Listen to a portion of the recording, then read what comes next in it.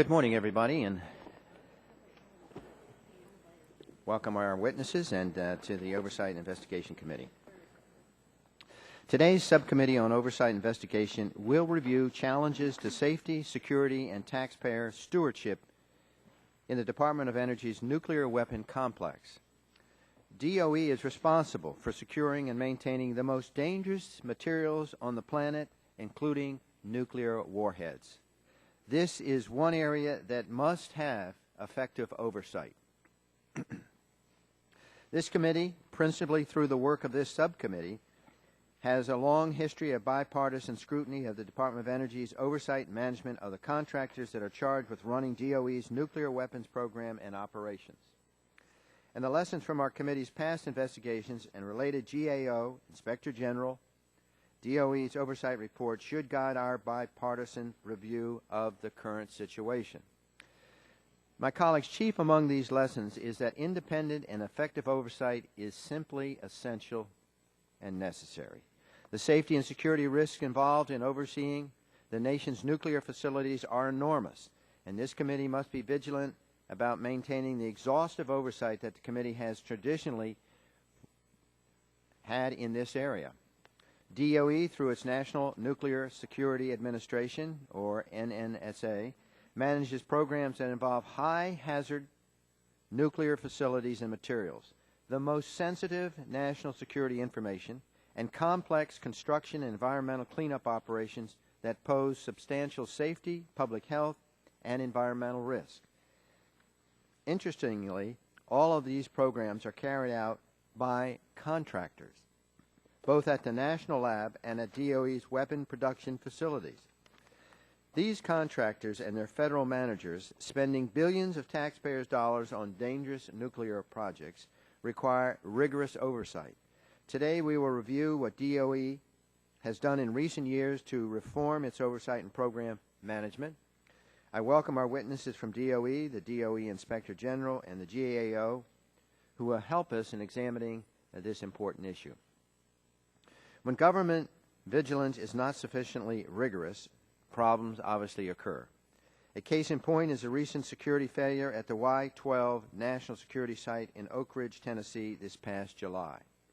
By all accounts, contractors and site managers' failures at Y-12 allowed one of the most serious security breakdowns in the history of the weapons complex. But Y-12 is but the latest in a string of failures. Over the past decade, we have seen security breaches and management failures at Los Alamos National Laboratory in New Mexico. GAO testimony will remind us all of over one five-year period after 9/11 in which 57 security incidents occurred, more than half of which involved the confirmed or suspected release of data that posed the most serious rating of threat to the United States security interests.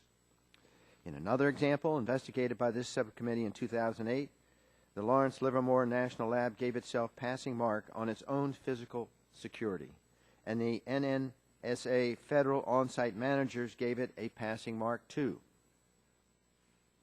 Only when DOE's Office of Independent Oversight actually tested the security independently was it evident that the lab deserved the lowest possible rating for protective force performance and for physical protection of classified materials.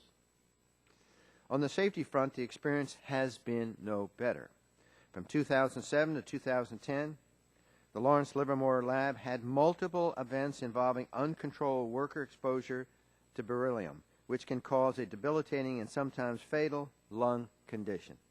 During this period, the lab determined it was compliant with DOE's safety regulations. It took an independent department oversight review to determine that the contractor's program violated the regulations. Now, this past May, the DOE Inspector General reported that Sandia National Laboratories had not held its line managers accountable for implementing an important system for preventing and reducing injuries. Neither the contractor nor the federal site manager had addressed problems that had been identified in this program for more than a decade. For more than 20 years, GAO has designated DOE contract management oversight relating to the weapons complex as high risk for fraud, waste, abuse, and mismanagement. We have seen examples of this multi-billion-dollar cost increases and schedule delays in important NNSA construction projects. In the meantime, directors of the National Laboratory and others claim that federal oversight is too burdensome and intrusive, and that DOE should back off and let the contractors operate as they see fit. Our friends at the Armed Services Committee have moved legislation through the House that would dramatically limit DOE's ability to conduct independent internal oversight over its program management and the contractors. I recognize that NNSA has not been delivering all that is expected of it, but this committee, given its jurisdictional and long-time policy interest in effective DOE management, has to diagnose the problems for itself independently. We need to examine the facts, follow the evidence, identify what works and what doesn't work, and identify a clear path to ensuring safe, secure operations in the interest of taxpayers and, of course, on national security. With that, I recognize the ranking member, Mr. Gett. Thank you very much, Mr. Chairman. I want to echo the Chairman's remarks about this subcommittee having a long bipartisan history of asking tough questions about the safety and security of our nation's nuclear facilities. I'm really pleased we're continuing this work today. I'm glad that members of this subcommittee have the chance to develop a greater understanding of how NNSA is doing at securing our nuclear facilities and to learn what can be done to improve the safety and security of those who live or work near those facilities. I've been on this committee for almost 16 years now, and since that time, we've had almost 20 over 20 hearings on nuclear issues at our national labs. In fact, many of the witnesses here today are regulars in front of this committee. I know the importance of safe and secure nuclear facilities, and I know what's at stake when something falls through the cracks or when the contractors at the sites aren't being carefully watched. About 10 years ago, this subcommittee began the first of a series of hearings on shocking security issues at Los Alamos National Laboratory in New Mexico. Chairman Barton will remember the trip that we took there to look at that facility and to see the shocking lapses that we saw. What we covered were serious, pervasive issues with the management culture and the security and safety of the site. We attacked those problems head-on, demanding answers and forcing NNSA and DOE to work harder to secure their facilities. And as a result, the agency implemented new security procedures and increased oversight of the labs. But obviously, NNSA has more work to do, and frankly, this committee has more oversight work to do. In recent weeks, we've seen new safety and security issues arise at 2 locations in the nation's nuclear weapons complex. Late last month, the Los Alamos lab informed the public that they were investigating an inadvertent spread of a radioactive material, technetium-99, by employees and contractors at Los Alamos. While DOE indicated that there was no danger of public contamination, approximately a dozen people were exposed, with some tracking of the radioactive material off-site. This safety lapse comes on the heels of a bizarre but very serious security breach at the Y-12 uranium facility, where an 82-year-old nun, and 2 others were able to breach the secure perimeter and vandalize a supposedly secure building containing dangerous nuclear material. These safety and security incidents show very clearly the need for strong and robust oversight from this committee and others of security issues at our nuclear facilities. In 2004 and 2005, our willingness to bring serious nuclear safety issues into the public view and to demand that DOE and its labs be held accountable for their actions made a significant difference. DOE is better than it used to be. There's an entire office dedicated to the health, safety, and security of all DOE facilities, but recent events tell us there's more serious work left to be done. Mr. Chairman, that's why it's absolutely necessary for DOE and others to maintain a strong oversight role over NNSA facilities. From this committee to the DOE Office of Health, Safety, and Security, to the Inspector General, to GAO, to the Defense Nuclear Facility Safety Board, to other outside organizations, strong independent oversight from agencies and groups forces NNSA to take better care of our nuclear facilities. Without good oversight, serious issues won't be identified and fixed, and the results could be disastrous. I can't think of any reason we would want to decrease our oversight of these facilities, inhibit the ability of oversight to review site actions, or reduce accountability for those responsible for keeping nuclear sites safe. At a time when terrorists and hostile nations have an ever-increasing pool of physical and cyber weapons in their arsenals, we need to constantly adapt and focus our efforts to protect nuclear facilities. I hope that this hearing will provide us with the information that our colleagues on both sides of the aisle need, so we can come together to improve the safety and security of these nuclear facilities. There have just been too many close calls to ignore. Constant vigilance is required. When it comes to our nation's nuclear facilities, there can never be enough oversight. And that, Mr. Chairman, is why I appreciate you holding this hearing today, and I yield back. I thank my colleague, and I recognize the gentleman from Texas, Mr. Barton, for 2 minutes. Thank you, Mr. Chairman. When an 82-year-old pacifist nun gets to the inner sanctum of our weapons complex, you cannot say, "Job well done." She's in the audience. Would you please stand up, ma'am? We want to thank you for pointing out some of the problems in our security.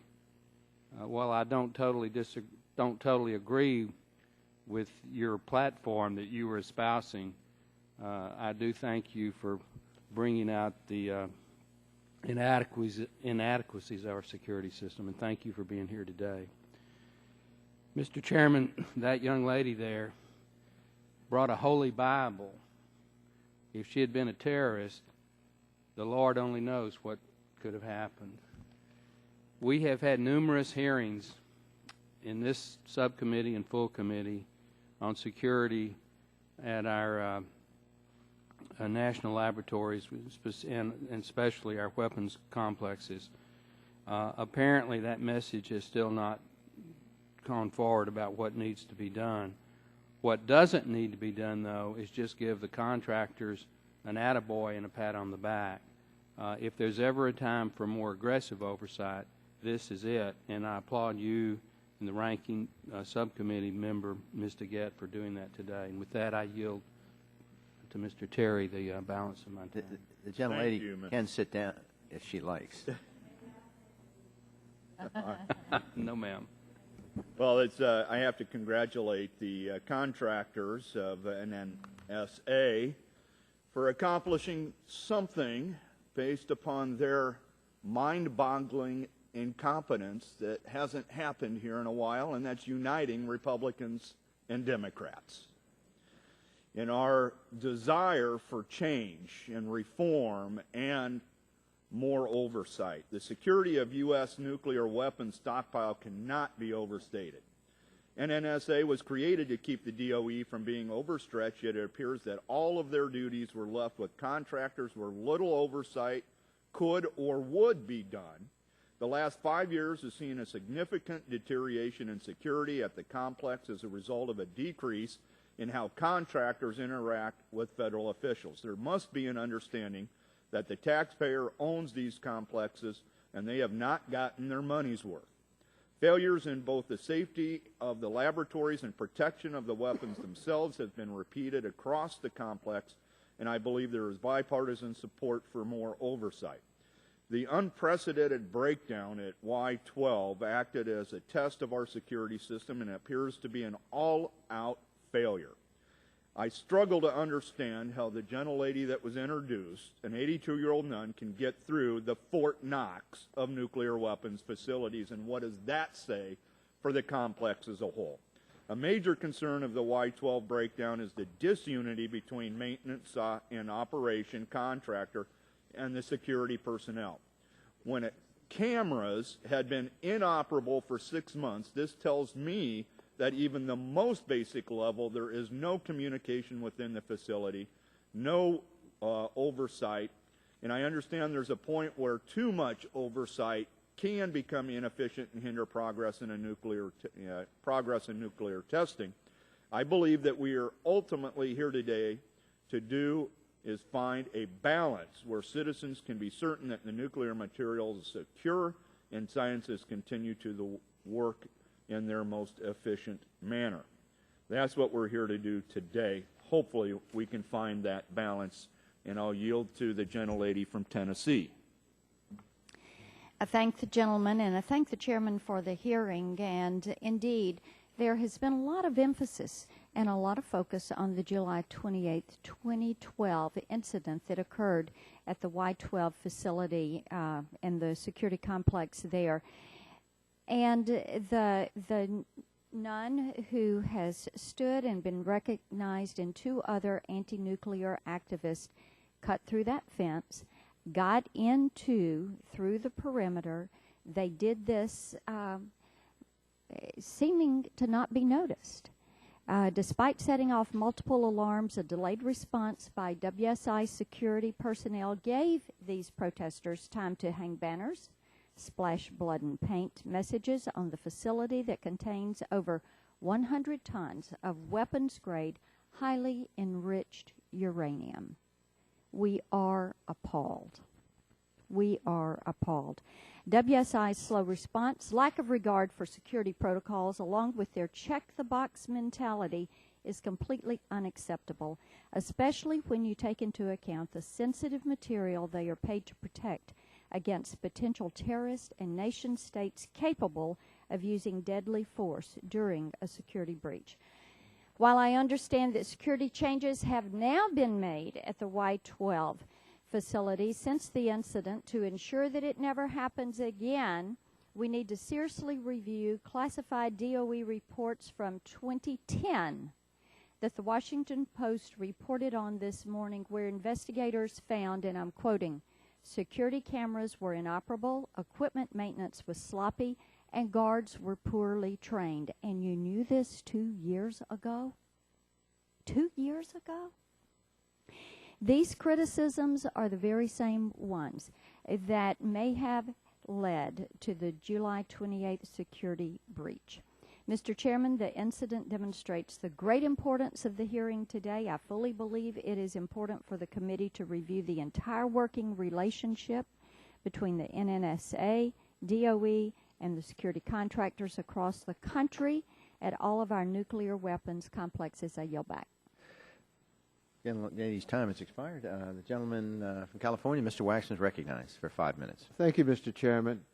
This is one of those hearings that we occasionally have in Congress where we say together, Democrats and Republicans, we're shocked. We're shocked that something like this could happen. But we then blame others and don't accept responsibility for ourselves. We have oversight jurisdiction in this committee to be sure this sort of thing doesn't happen. And we know DOE has oversight responsibility. And we expect them to do their job.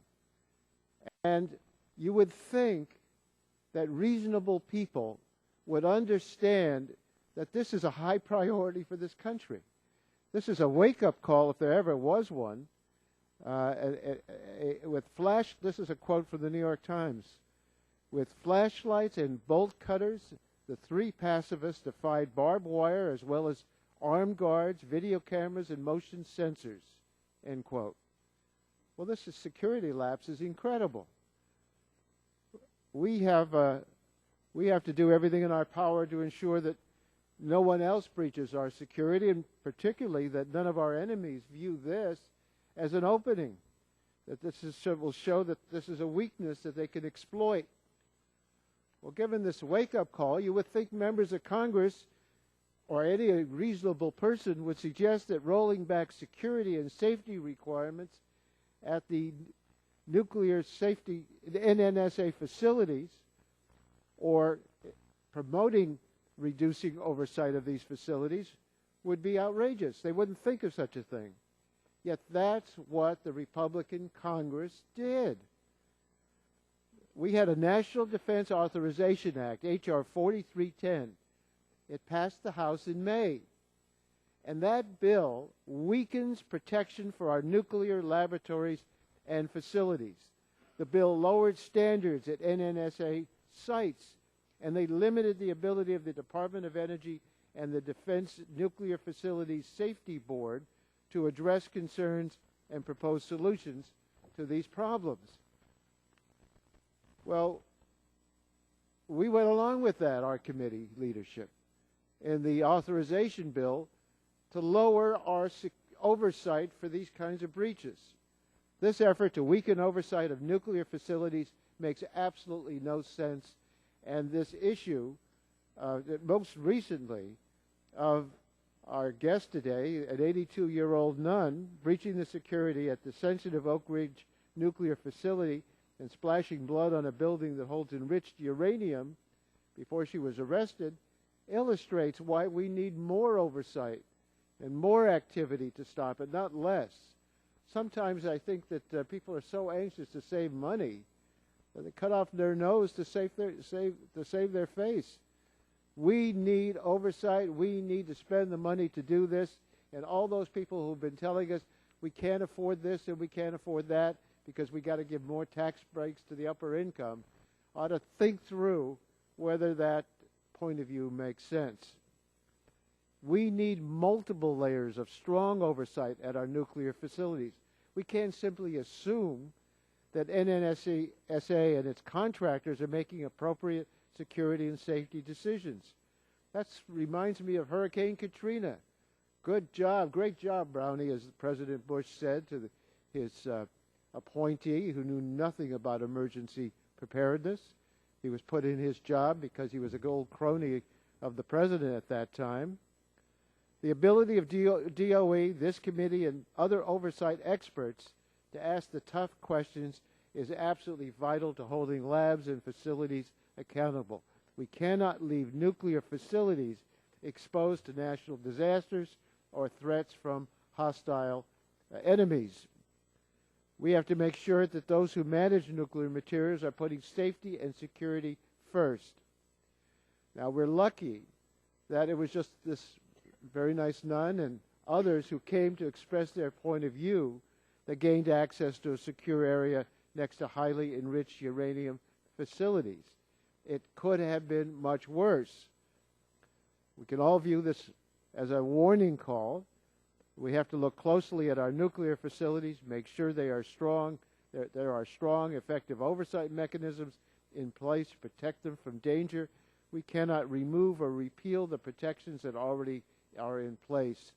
Mr. Chairman, there's some things we don't agree on, but I think we can all agree that strong oversight of our nuclear arsenal and our nuclear facilities and laboratories is an absolute necessity, and it's time for Congress not just to hold a hearing and say, oh my gosh, what happened, but to realize that when we make cuts to this exact kind of surveillance, we are going to end up paying the consequences for it.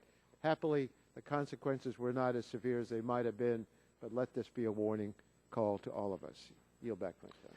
Gentleman yields back. I just say to the gentleman, this full committee always puts safety and security first when we're dealing with this very important issue, and it's always been bipartisan. With that, let me welcome our witnesses here this morning. And we have the Honorable Daniel B. Poneman, Deputy Secretary, U.S. Department of Energy, the Honorable Thomas P. D. D'Agostino, Undersecretary for Nuclear Security and Administrator, National Nuclear Security Administration, U.S. Department of Energy, Mr. Glenn S. Fondonsky, Chief Health, Safety, and Security Officer, the Department of Energy, the Honorable Gregory H. Friedman, Inspector General, Department of Energy, and Mark E. Graffican, Managing Director, National Resource Environmental Team, Government Accountability Office. As you know, folks, the testimony you're about to give is subject to Title 18, Section 1001 of the United States Code. When holding an investigative hearing like this committee has a practice of taking testimony under oath. Do any of you object to testifying under oath? No? Okay. The chair then advises you that under the rules of the House and the rules of the committee, you are entitled to be advised by counsel. Do you desire to be advised by counsel during your testimony today? No? In that case, you please rise and raise your right hand. Do you swear the testimony that you're about to give is the whole truth and nothing but the truth, so help you God?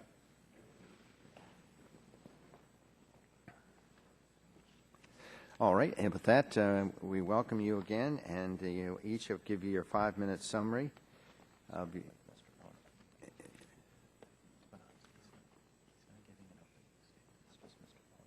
Mr. Poneman, we're going to start with you. Go ahead.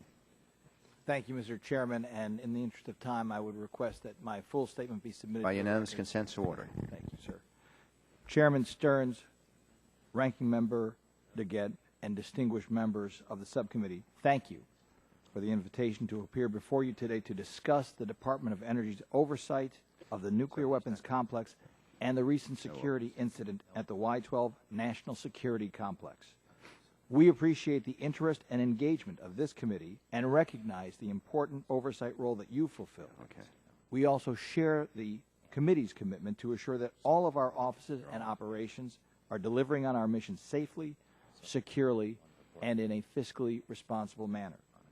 Since its creation in 1999, the National Nuclear Security Administration has served as a separately organized entity within the U.S. Department of Energy, entrusted with the execution of our nuclear security missions.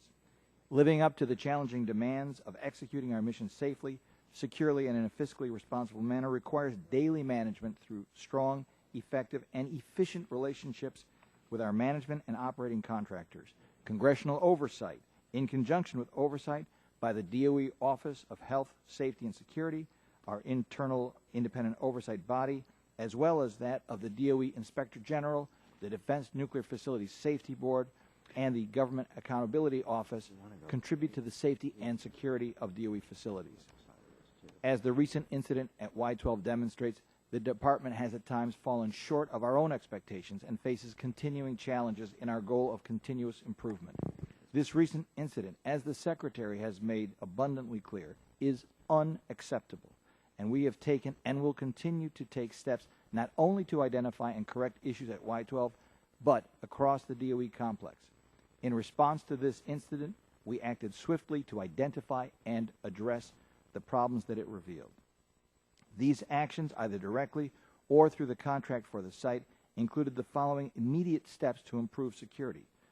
In the realm of physical protection, cameras have been repaired and tested, guard patrols increased, security policies have been strengthened, and all personnel have been retrained on security procedures. The number of false and nuisance alarms have been greatly reduced to provide more confidence in the intrusion detection system.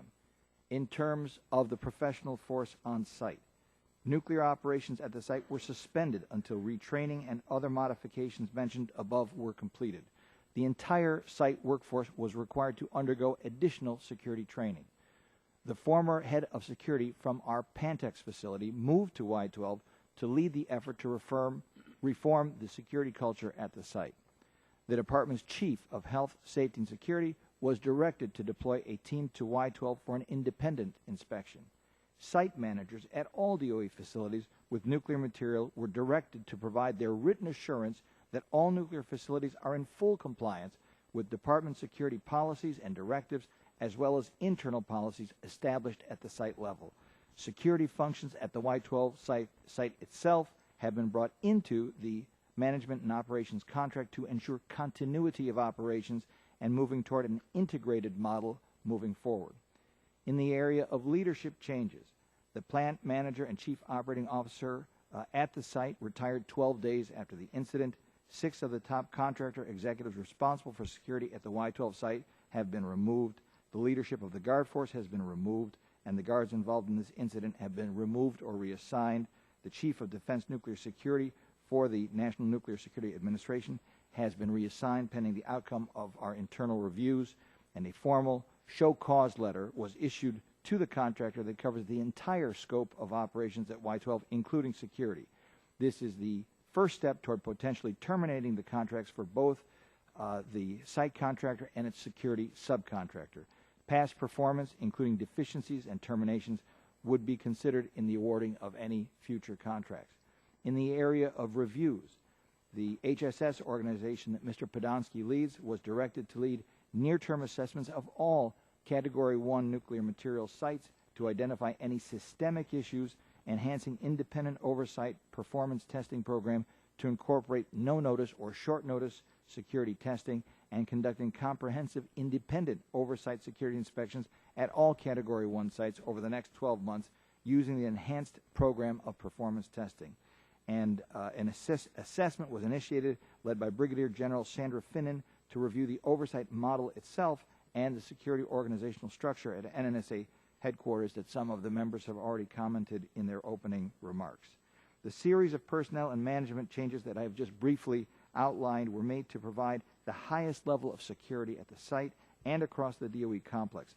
To manage this transition, we have brought some of the best security experts from our enterprise to Y-12 to act quickly to redress the security shortcomings at that site. We are also working to make the structural and cultural changes required to appropriately secure this facility. The Secretary and I intend to send a clear message. Lapses in security will not be tolerated. We will leave no stone unturned to find out what went wrong, and we will take the steps necessary to provide effective security at this site and across our enterprise. Mr. Chairman and distinguished members of this committee, safety and security are integral to the Department's mission. DOE embraces its obligation to protect the public, the workers, and the environment. We continuously strive to improve upon our safety and security standards and the policies that guide our operations, and we hold line management and ourselves accountable. Thank you for the opportunity to discuss this vital mission. I look forward to answering your questions both here and in a classified setting as appropriate. Thank you, gentlemen. Mr. Gaffigan, your opening statement. Mr. Chairman, Ranking Member DeGette, members of the subcommittee, good morning. I'm pleased to be here to discuss safety, security, and project management. Sorry. Does that work for you a little better? Okay. I'm pleased to be here to discuss safety, security, and project management oversight of the nuclear security enterprise. In summary, in each of these areas, I'd like to briefly discuss some of the challenges, the current status and progress in these areas, and some potential paths forward. Regarding safety, let me start by noting that, thankfully, through the efforts of DOE, NNSA, and its contractors, the stockpile has remained safe and reliable. However, safety problems do occur, and we have identified them in the past. We have attempted to find the contributing factors to these problems and note that they fall into three key areas: lax attitudes towards safety procedures, inconsistent and unsustained corrective actions, and inadequate oversight. Currently, DOE has instituted a safety reform effort to review opportunities to streamline requirements and eliminate directives that do not add value to safety. While we applaud DOE's efforts to improve safety requirements, going forward, we believe that DOE can make a stronger case in safety reform by ensuring that changes are based on sound analysis of the benefits and costs with good measures of their success. In addition, future efforts should strive to address areas of concern in quality assurance, safety culture, and independent federal oversight. Regarding security, our work in the past has sought to understand past failures that have led to security incidents that have posed the most serious threat to national security and led to shutdowns at facilities like Los Alamos and Lawrence Livermore. Both GAO and the DOE-IG have identified common themes that led to these problems, including an over-reliance on contractor assurance and corrective actions that are not sustained. As with safety, DOE has instituted a security reform effort to ensure effective, streamlined, and efficient security without excessive federal oversight. While there may be opportunities for more efficient security policy and oversight, our past work has shown that excessive federal oversight is not the problem. As demonstrated by the July incident at Y-12, the recent IG report cites an all-too-familiar finding that contractor governance and federal oversight failed to identify and correct early indicators of multiple system breakdowns that allowed the security breach.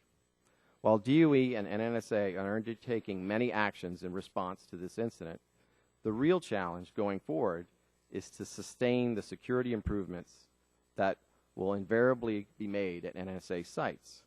This will require leadership, improved contractor assurance systems, and strong independent federal oversight.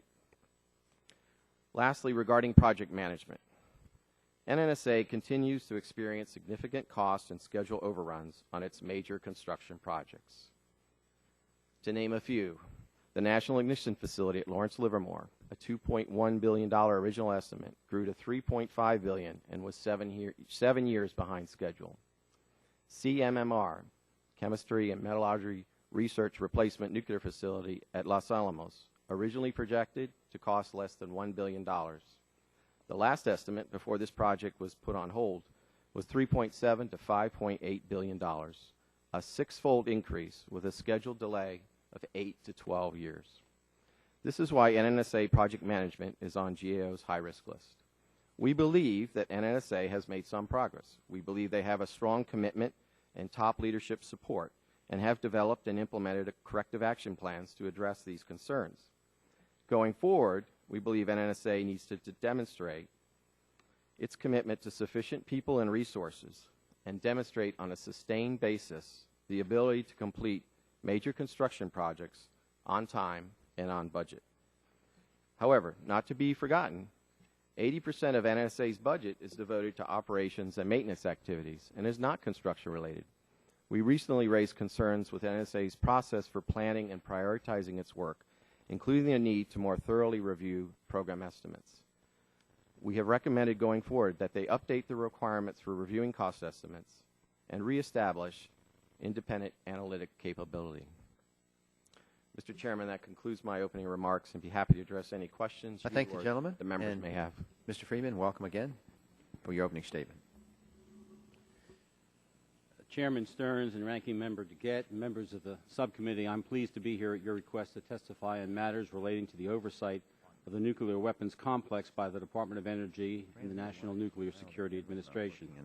With an annual budget of nearly $12 billion, NNSA is... Just going to ask you to move your mic a little closer, if you don't mind. Certainly. Is that better? Yeah. To strike precisely the right balance between the contractor's desire to operate without undue oversight and the government's need to ensure the taxpayers' interests in the operation of the laboratories and the other facilities is protected. We agree that oversight should not be overly burdensome. It should be targeted, cost-effective, risk-based, and it should encourage intelligent risk tolerance. However, at the end of the day, responsible federal officials have an obligation to a higher authority, the U.S. taxpayers, to ensure that the terms and conditions of the various NNSA contracts are satisfied, the national security mission goals are met, and that the weapons complex is operated in an effective, efficient, and safe and secure manner. Our reviews have identified numerous opportunities to enhance various aspects of NNSA's functions, including its management of the national security laboratories and other weapons complex facilities. Most prominently, we recently issued a special inquiry report on the security breach at the Y-12 National Security Complex in Oak Ridge, Tennessee. You've heard about that previously from prior speakers. In the Y-12 report, we cited a delayed and inept response, inoperable security equipment, excessive use of compensatory measures, resource constraints, and most importantly, as it pertains to the purpose of this hearing, contract administration issues. We have no evidence, empirical or otherwise, to suggest that unreasonable department and NNSA oversight has had a causal relationship to the problems we identified in our reviews. In fact, in many cases, the Y-12 matter being a prime example, we found the department and NNSA have not been as thorough as we felt necessary in exercising their contract administration responsibilities.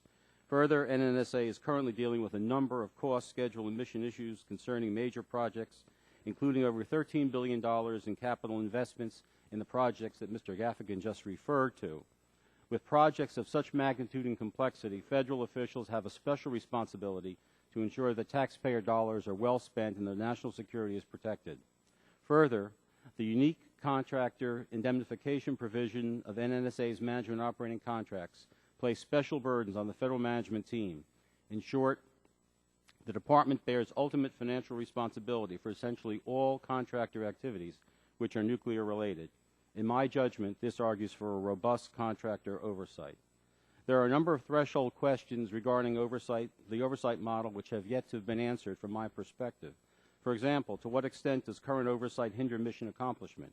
How would a new model lead to tangible improvements in scientific and technological outcomes?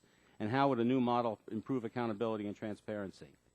In our view, any decision to modify the NNSA weapons complex governance model should ensure that, first, historic safety and security concerns regarding weapons complex management are treated as a priority. Second, the synergies that result from numerous collaborations between the national security laboratories and the department's other laboratories and energy functions are not impeded. Third, expectations of the contractors are as clear and precise as possible. Fourth, that metrics are in place to provide a sound basis for evaluating contractor and program performance.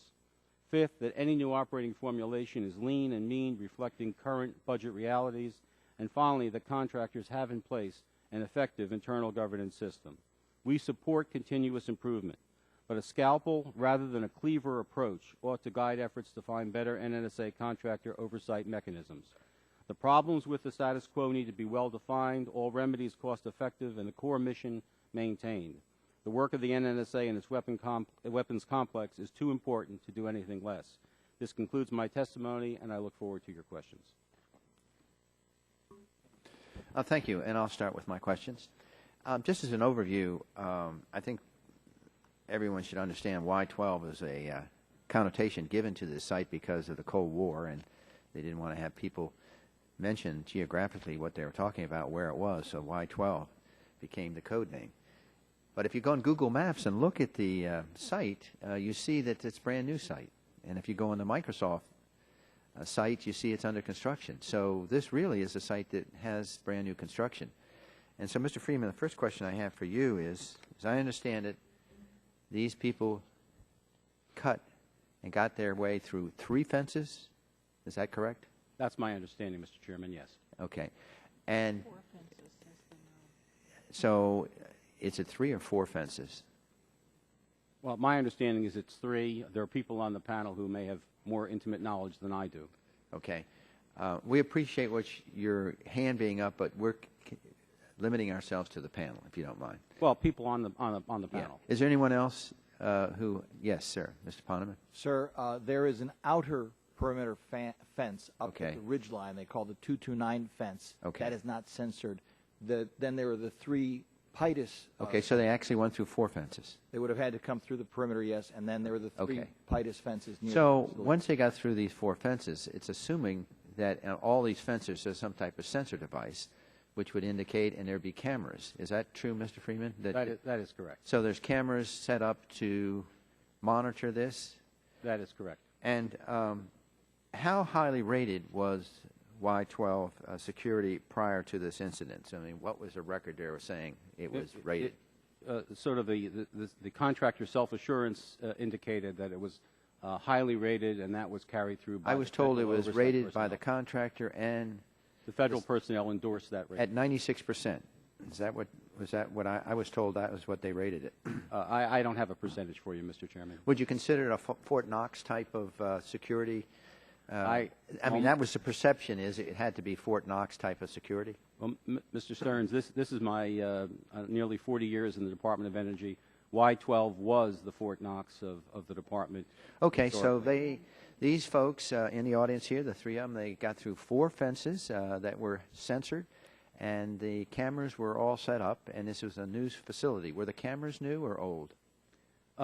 There were actually some of the equipment was fairly new, some of the equipment was old, but I think the salient point is that many of the cameras or some of the cameras were not operable. And Okay, so the cameras were not operable. Now, when you generally have a Fort Knox facility like this, wouldn't there be large maintenance records for these cameras that people would check them? Were there backlogs relating to these cameras? There were significant. We found significant backlogs in maintenance of. Were there large maintenance entries into these backlogs to show that the cameras were looked at?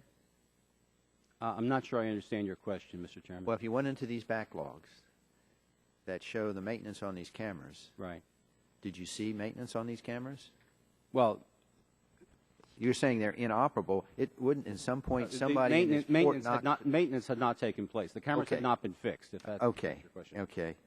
Well, how long were these cameras, these critical cameras, not operable? Could you tell that? Well, there were elements of the security apparatus that were inoperable for at least 6 months and possibly beyond that, at least 6 months. Now, who would you blame that for? The contractor or the site government operators? Well, Mr. Chairman, it sounds like a very simple question, but it's a complex. The answer is somewhat complex. Well, let me phrase it for there's you. enough. Let me put it you this think way. the responsibility we pay contractors to do this. Is that correct? Correct. And the contractors were responsible? Correct. And we pay them significant fees to We do do. this. And they were not operable, and the maintenance backlog showed that no one was doing anything. So wouldn't you say the contractors? I would say they have a major share of responsibility, yes. And then the on-site government employees who are overseeing the contractors also have responsibility because they failed to catch this. Is that correct? They do. There was widespread knowledge and acknowledgement of the fact that these cameras, including amongst the federal officials, these cameras in other facilities were inoperable. I think their reaction to that was much too passive, much too lethargic. Well, I think we've got them through 4 fences. We've got them through the sensing devices. We're not keying the personnel. The cameras were inoperable. So they got through, and as I understand, there was a period of time where these 3 people were right at the facility and nothing still happened. Is that true? Well, there was a delay in the response, and How long was the delay in the response? I can't go into timelines. Okay. And you may be able to get that information at the later classified briefing. All right. So at this point, we have obviously a dereliction of duty. Is there anyone on the committee that would like to add any questions, any response to some of my questions that I had? Mr. Poneman? Sir, just for the record, it is my understanding, and we will confirm this, you talked about all 4 fences being censored. It is my understanding that there are no trespassing signs on the outer perimeter fence at the ridgeline, but the sensors only come into play once you penetrate the first of the 3 fences that surround the actual facility. So I believe it would be fair to say that, and the sensor bed is inside those 3 fences, not out at the perimeter fence. But we will confirm that and come back to the committee. Were the guards who were supposed to be there and take care and stop this, were they blind in any way? And did they have, was there any obstruction for them to see this? I mean, forget the cameras for a moment. Wouldn't you start to, at some point, say, gosh, what's happening? I'm starting to see 3 people in my facilities wandering around. I mean, where were the guards? Were they, well, Mr. Freeman, what's your interpretation? As has been either implied or stated directly earlier, there were a huge number of false alarms ongoing on a regular basis there due to critters and squirrels and other things. So they were somewhat, from my point of view, numbed by the number of false alarms. There was a delay in the response. The response of the first responder was less than adequate. So there was certainly shortcomings on the part of the Okay, my time's expired. Thank you, Mr. Chairman. I think your questions really set up a factual foundation for what I want to talk about. The first thing I want to do is I want to thank Sister Rice and the other people for coming today. I apologize you won't be allowed to testify. I think it would be interesting to hear your perspective on how you were able to breach these 4 fences at the Fort Knox type of facility, and perhaps we can talk afterwards. But what I want to ask you gentlemen about is, from my perspective, this bill that we passed earlier this year, the National Defense Authorization Act, which is H.R. 4310, because what that does, as you know, it makes considerable changes to NNSA's structure and its oversight relationship with DOE. And a lot of us on both sides of the aisle are really concerned that the changes will have a significant impact on safety and security at NNSA.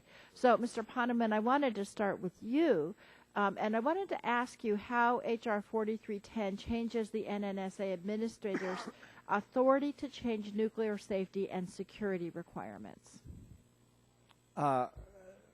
Congressman, thank you for the question. It is our understanding that legislation makes significant changes in the reporting structure and the authorities within the department, that it significantly curtails the authority of the Secretary to direct the administrator of the NNSA, and that it provides for a number of things that would tend to delegate activities, for example, to a National Lab Directors Council and so forth, that would then come in directly to the administrator, and the administrator under that legislation, as we understand it, would be granted much widened autonomy. Right. In addition, the Defense Nuclear Facilities Board would be reduced in some of its authority. And that would really undermine the DOE's authority for oversight, correct? In our judgment, Congresswoman, as reflected in the statement of Yes or no administration will work. position, yes. Thank you. Now, as the current language is written, I think you mentioned this, somewhere down the line, an NNSA administrator could come in and actually reduce the safety and security requirements, correct? It would curtail the Secretary's authority to... But they could actually reduce the requirements, correct, under the I think legislation? if that became law, yes. Okay, yes. Now, H.R. 4310 also changes NNSA's relationship with oversight bodies, including DOE's Office of Health, Safety, and Security and the Defense Nuclear Facility Safety Board. So, Mr. Poneman, maybe Mr. Podonsky can help you here. Can you talk to me about what changes it makes to NNSA's relationship with the DOE and independent oversight bodies? What changes the legislation would make? Correct. It would grant a much larger measure of autonomy to NNSA within the DOE system. The DOE system includes the HSS organization that Mr. Podonsky leads. Okay.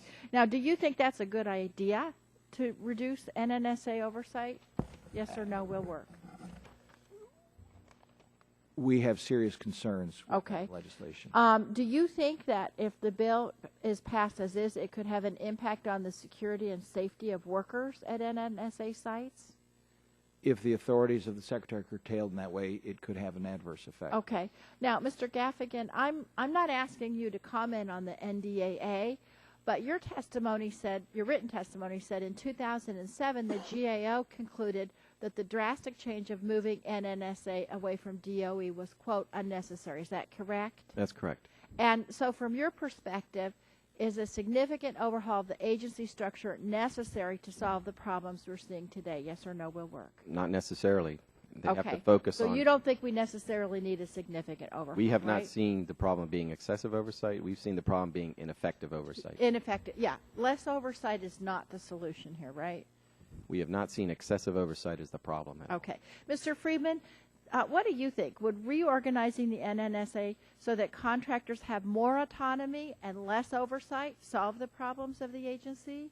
Well, Mr. Gett, I would characterize it as the tail wagging the dog, frankly. I think that it would be a mistake to dramatically lessen the quality of the oversight. Now, there are, as I indicated in my testimony, there are improvements.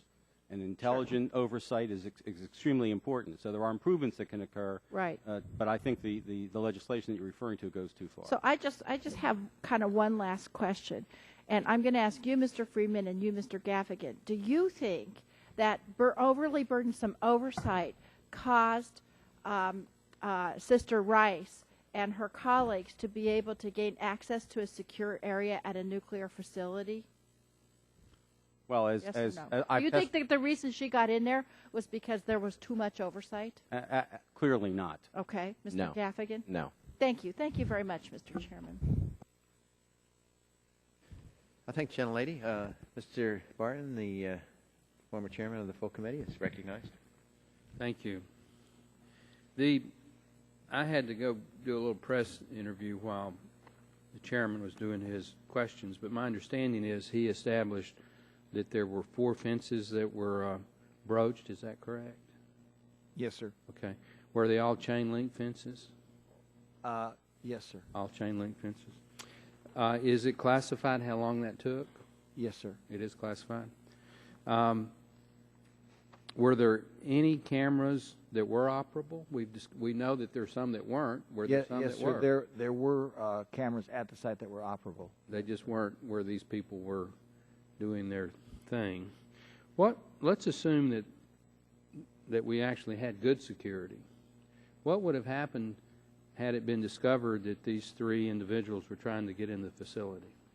The censored part of the fences are the 3 fences that are relatively close to the facility, Congressman.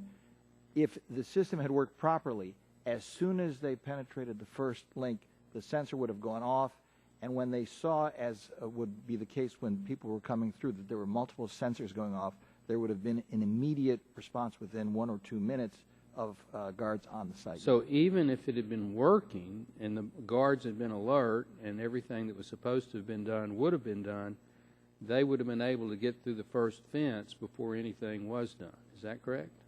Yes, sir. The theory is one of layered defenses, and we could go into classified session. There are many, many layers between that outermost security fence and the sensitive material. But well, that would be what triggered the response. I'm not a security expert, but I would assume that we'd have a security system at a weapons complex or an enrichment facility that if anybody got within 10 feet of the first fence, alarms would start going off and dogs would start barking and loudspeakers would sing, get away, or something like that, instead of waiting, actually walk up to the fence, use a pair of wire cutters, and cut the fence before anybody even assumes that there's something wrong. I mean, that seems to me to be a little bit lax. Am I just not with it to think that we shouldn't even let them get near the first fence? We welcome you to the facility, Congressman. You have to establish the perimeter in some specific place, and you have to put the first sensor in some specific place.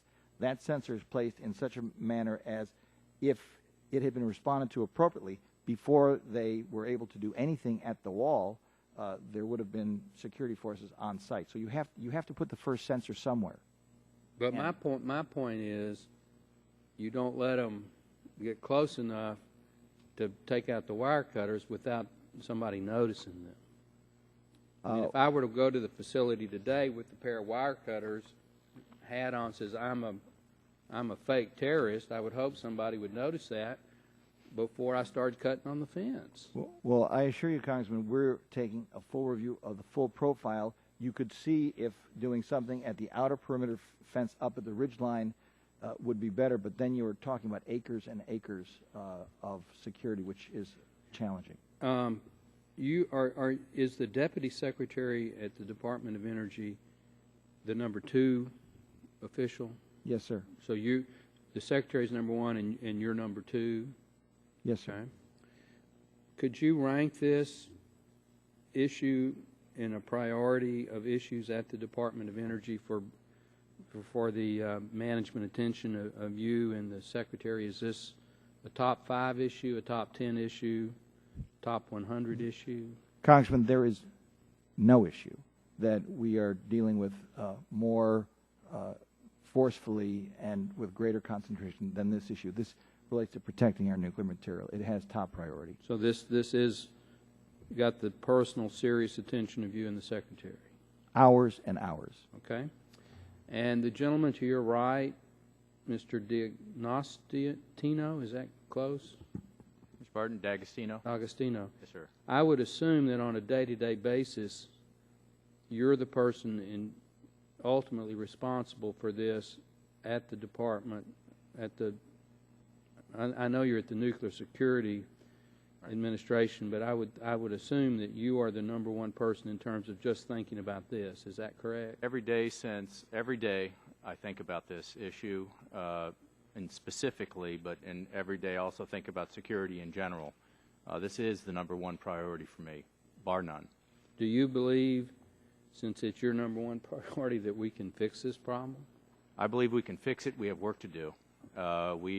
It's inexcusable. It's appalling. The language the committee has used here, I would agree with.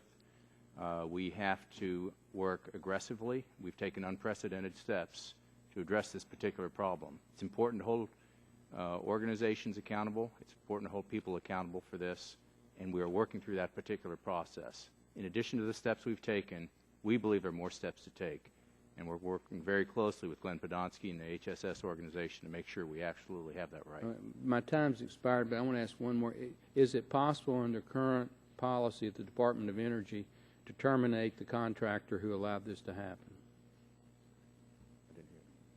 Sir, we, because of this incident, issued what we call a show cause notice to the contractor, which gives them a set period to respond, given the facts that are inconsistent with our contractual responsibility to provide security at the site, to show cause why the contract should not be terminated. So the answer is yes, they can be terminated. Yes, sir. Okay. Thank you, Mr. The Chairman Emeritus is really asking the question. I'll ask him for us. Has anybody been fired because of this incident? Sir, there have been a number of personnel changes. The way the structure... No one's been fired, though? Oh, no. There have been a number of changes. The two top contractor officials at the site were retired within 12 days. Okay. A number of other people have been moved out of their positions from the guard force, from the contractor as well. Doesn't sound like anybody's been fired. Ms. Christensen, you're recognized for 5 minutes. Thank you, Mr. Chairman. I'm going to direct my questions at Mr. Poneman, but I would believe that Mr. Podolsky might be able to assist in answering. The DOE's Office of Health, Safety, and Security has been able to identify major security flaws within several DOE nuclear facility sites, all through the various security and safety oversight inspections that it conducts. So, Mr. Poneman, can you talk briefly about the inspections the Office of Health, Safety, and Security is currently doing across the DOE complex? Yes, Congresswoman. We highly value their role as our internal independent oversight organization, and therefore Secretary directed Mr. Podolsky to A, dispatch a team immediately to Y-12, but B, to assemble a team that draws from other parts of the department to make sure all of the sites in the complex that have Category 1 nuclear materials are looked at quickly to see if there are any urgent changes that we need to make in other sites. And then the third thing we've asked Mr. Podolsky to do is an in-depth, what we call a comprehensive inspection by his oversight organization, which will take 3 weeks at each of the 12 sites, and over the course of 12 months, do a deep dive, force-on-force training, and make sure if there are any deeper problems that need to be addressed that we can do that. Okay, and Mr. Chairman, these assessments will certainly be helpful to the committee, and perhaps we could have DOE come back to us once they've finished those assessments. So what kind of inspections did HSS do at Y-12 facility before? And what did they find? I think I'd let Mr. Podolsky address that. Yes, ma'am. In 2008, we did what we call a comprehensive security inspection. By definition, comprehensive means that we do force-on-force, limited performance testing. We look at personnel security, protection program management, physical security systems, material control accountability. We look at the entire kaleidoscope of security subjects to make sure that we know how effective the requirements are being implemented. It's not just an inspection to make sure that people are complying, but we also take a look to see how they're performing. And it was in that inspection that we identified a number of serious problems that resulted in findings that the NNSA, according to DOE orders, would then be responsible for fixing and putting a corrective action plan in place, which they did. Many of those findings, we believe, if they were completely fixed and maintained, then perhaps the events that occurred in July of 2012 would not have occurred. So when did that take place? That was in 2008, and the report was issued and briefed out in 2009. So you don't believe that all of the vulnerabilities were addressed, or they were addressed but not maintained? In all fairness, they were addressed in 2009. They put together their corrective actions, but then as 2010, 2011, we believe they deteriorated. Is there any reason that we should be worried about other facilities that may be susceptible to similar breaches? We should always look for improvements, Congresswoman, and that's why the Deputy and the Secretary directed us to go out and do immediate comprehensive inspections of all of our Category 1 facilities. Thank you. The August IG report revealed that several of the security mechanisms in place at the Y-12 facility, if functioning properly, would have allowed personnel to quickly identify and locate the intruders. Mr. Friedman, can you tell us what those mechanisms were? Well, the cameras are a perfect example. They've been discussed already during the hearing. They should all have been fully functioning, and the maintenance process should have been such that high priority maintenance, high priority security components would have been repaired within a very short period of time if in fact they broke down for any or became inoperable for any reason. Also, we found another was compensatory measures. Compensatory measures are implemented when there is a mechanical failure. They were in place for much too long, and therefore they lost their their character as a short-term measure to address a problem in the immediate term, but not for the long term, as it was intended. And who was responsible for that, for maintaining the cameras? Was it the contractor? Was it? Well, the contractor had primary responsibility, but there certainly was responsibility on the part of the site officials, the federal site officials as well. Well, you know, the incident, as has been said, makes it clear that independent DOE oversight of NNSA and its contractors are very important, and I look forward to seeing the outcome of DOE's inspections throughout the nuclear complex and the actions taken in response to these inspections. Thank you, Mr. Chairman. I yield back. Thank the gentlelady. Mr. Terry, Nebraska is recognized for 5 minutes. Thank you, Mr. Chairman. And first, I just want to say that I appreciate the gentlelady Diane DeGette's questions about some legislative language, and I happen to agree with her position. And I think most of us do, that we need more oversight, efficient oversight, force on force. I mean, we can't do enough here to make sure that they're secure. So we have to change a culture. But I want to go back to the cameras, because as I understand security, it isn't that sensors are number one and then cameras are number two, and there's kind of a list that you go down. Sensors and cameras are part of the same. They're yin and the yang. Sensors go off, you view the cameras to see what's occurring. So I think that would be critical. But yet it was deemed not to be critical. Is that correct, Mr. Poneman? Yes, sir. On both points, it is critical, and it was not deemed to be critical. Yeah, and so how long were I don't know if we established how long the cameras were not operating. How many weeks, days, months? In at least one instance, the IG report noted the camera was broken on the order of 6 months. 6 months? Yes, sir. 6 months for something that universally at this table you would deem cameras as critical.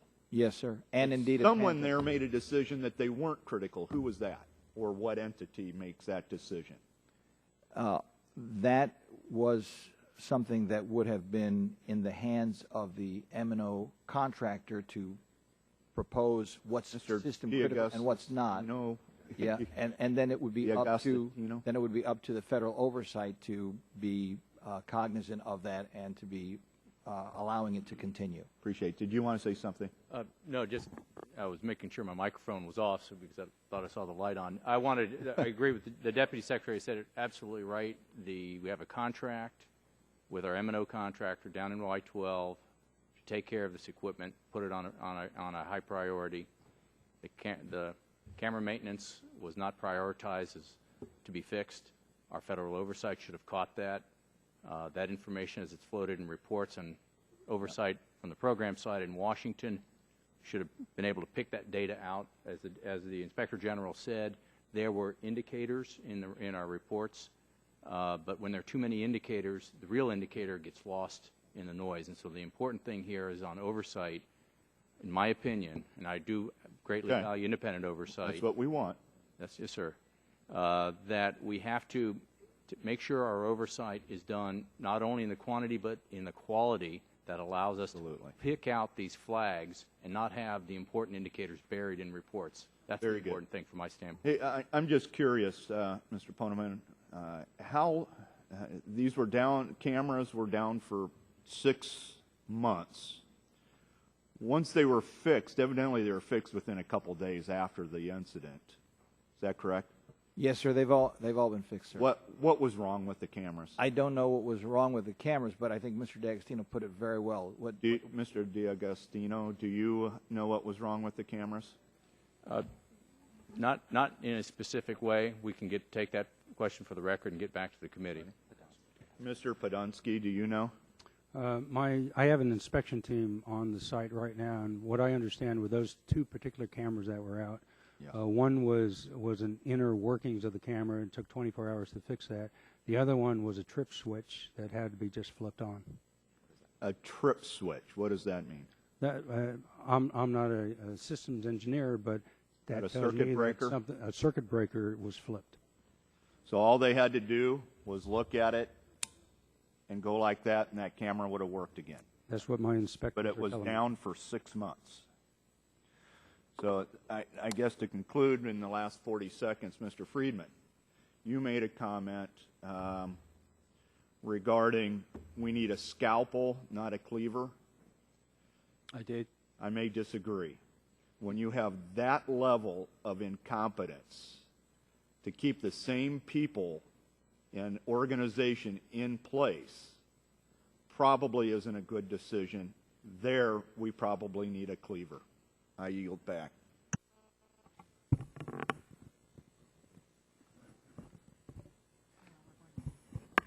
Ms. Schakowsky is recognized for 5 minutes. Thank you, Mr. Chairman. I want to focus on a more fundamental question involved in all of this.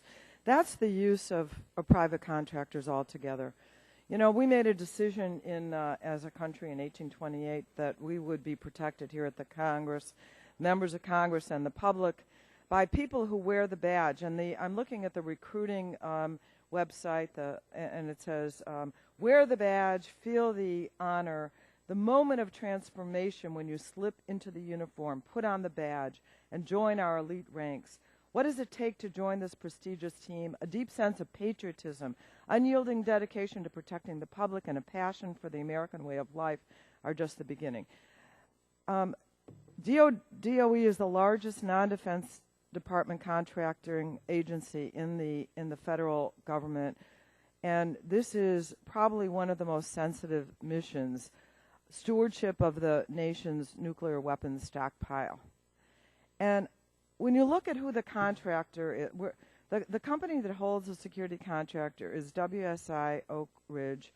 It's my understanding that this is a local branch of G4S Global Solutions, formerly known as Wackenhut, the same company that recently apologized to the British Parliament for failing to provide enough security guards for the London Olympics, and that they also owned the company Armor Group, which was involved in serious abuses, including sexual hazing and disgusting photos we were all privy to at the U.S. Embassy in Kabul in 2009. Now, I don't understand, one, why this company has any role to play. I'd like to know if you have any concerns about the performance of this particular company, if the government has taken any steps to hold both B&W Y-12 and WSI Oak Ridge accountable for the security breach and any other misconduct. I've seen reports that the current contracts for B&W expires September 30th, and WSI's contract ends November 30th, and wondered if we're going to get rid of them. And perhaps even more fundamentally, I wonder if anybody's really done a cost analysis of what it would be to have someone with pride wear the badge of the United States of America, be in the line of command, and guard something as sensitive as this, rather than hiring these private outside contractors. That's a lot of questions, but I would like to at least begin. These are profound questions, Congresswoman, and they come in two sections. I'm going to address each of your concerns. The question you raise about whether the protective force should be federal employees or contractor employees is a long-standing question that's been looked at going back to the late 1940s when it first went in the direction that it did for security contractors being hired. What you said about that sense of mission and patriotism, that is what we believe should be held by all of us, including contractors. We say that we all work for the president. Now, there have been a number of reports, including GAO reports, that have weighed the pros and cons, of which there are many. But it comes down to something that I think Mr. Gaffigan said well in his testimony. There's no substitute for management. And you have to stay... Well, talk to me about this particular company. Haven't they done enough to preclude them from being hired? I mean, how many apologies have to be issued? That's the segue to the second part of your question. Now, in this particular case, the first thing we did was we found that since the contract structure had an independent contract for the protective force disaggregated from some of the systems that your colleague mentioned, we put Wackenhut under the M&O contractor so we had a single line of command, point one. 8.2, we then issued this show cause notice that said, given the security breaches that were experienced at Y12, the contractors, which would include both the M&O contractor and Wackenhut, or WSIs at the site, show cause why the contract should not be terminated. And the third point is, on your point about the contracts soon to expire, any subsequent competition would be informed by the record of the contractors in their last term of service under contract. So that would very much influence any decision, and there would therefore be consequences. Let me just say, if this were part of a normal chain of command of people who wore the badge of the United States of America, these people were out, they would be sanctioned, there would be some consequence immediately for that. Seems to me a company who has been engaged in the kind of practices that they have, first of all, should be off the list of contractors, and I think we ought to reconsider this issue of whether or not private contractors are appropriate for this level of sensitive mission. And I yield. May I just point out, if I might, that in November of 2011, we, in our management challenge report for the Department of Energy, we recommended that we take a close look at how the structure and the provision of protective forces at the DOE facilities around the country, including, by the way, Argonne and Fermi. And one of the options that we put on the table was, in fact, federalizing the workforce. It is a very complicated issue. It goes back a long time, as the Deputy Secretary indicated, but we think it's time to relook that issue, and we agree with you there. Gentlelady's time has expired. Dr. Burgess is recognized for 5 minutes. So if I just heard you correctly, Mr. Inspector General, you said you feel it's now time to relook at the issue. You know, there was a situation in 2007, 6 cruise missiles, each loaded with a nuclear warhead, mistakenly loaded on a B-52 bomber at Minot Air Force Base and transported to Barksdale, North Dakota to Louisiana. The warheads were supposed to be removed before the missiles were taken from storage. The missiles with the nuclear warheads were not reported missing and remained mounted to the aircraft at both Minot and Barksdale for 36 hours. The warheads were not protected by various security precautions required for nuclear weapons. They never left the base. No one sprayed paint on them. No one protested. But Secretary Gates demanded the resignation of the Air Force Secretary and Chief of Staff of the Air Force. Where's the sense of urgency here? I haven't heard it this morning. Mr. Terry said, scalpel a cleaver, he prefers a cleaver. I don't understand why these individuals are free to be here in the hearing room today. Why are they not incarcerated? My understanding is they've been charged with both criminal trespass, which is a misdemeanor, and destruction of federal property, which is a felony. My understanding is one of the individuals is a repeat offender. Do they pose a flight risk? I don't know. They don't seem like reliable individuals. It's hard to be against a nun and a house painter and an electrician, whatever their professions are, but at the same time, why are they even here in this hearing room? Why are they not being held in detention somewhere? What is to prevent them from doing the very same thing tomorrow night or the night after? Mr. Barton posed a very good question. Carrying a Bible to a secure nuclear facility is one thing, but it could have been anything. It could have been anything. Where is the sense of urgency to stop this problem?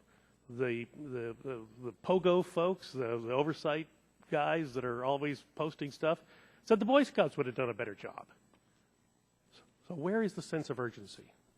Congressman, there is, if that's directed to me, there is no greater urgency that we face in the complex. We are working this every day, all day, and we have from the day of the incident. And we immediately took the actions to remove the guards who were responsible. We immediately fixed the cameras.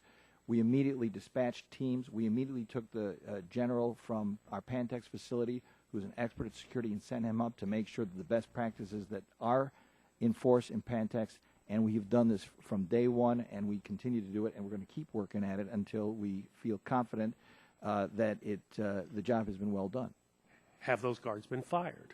I think the answer to that question is no, they've been reassigned.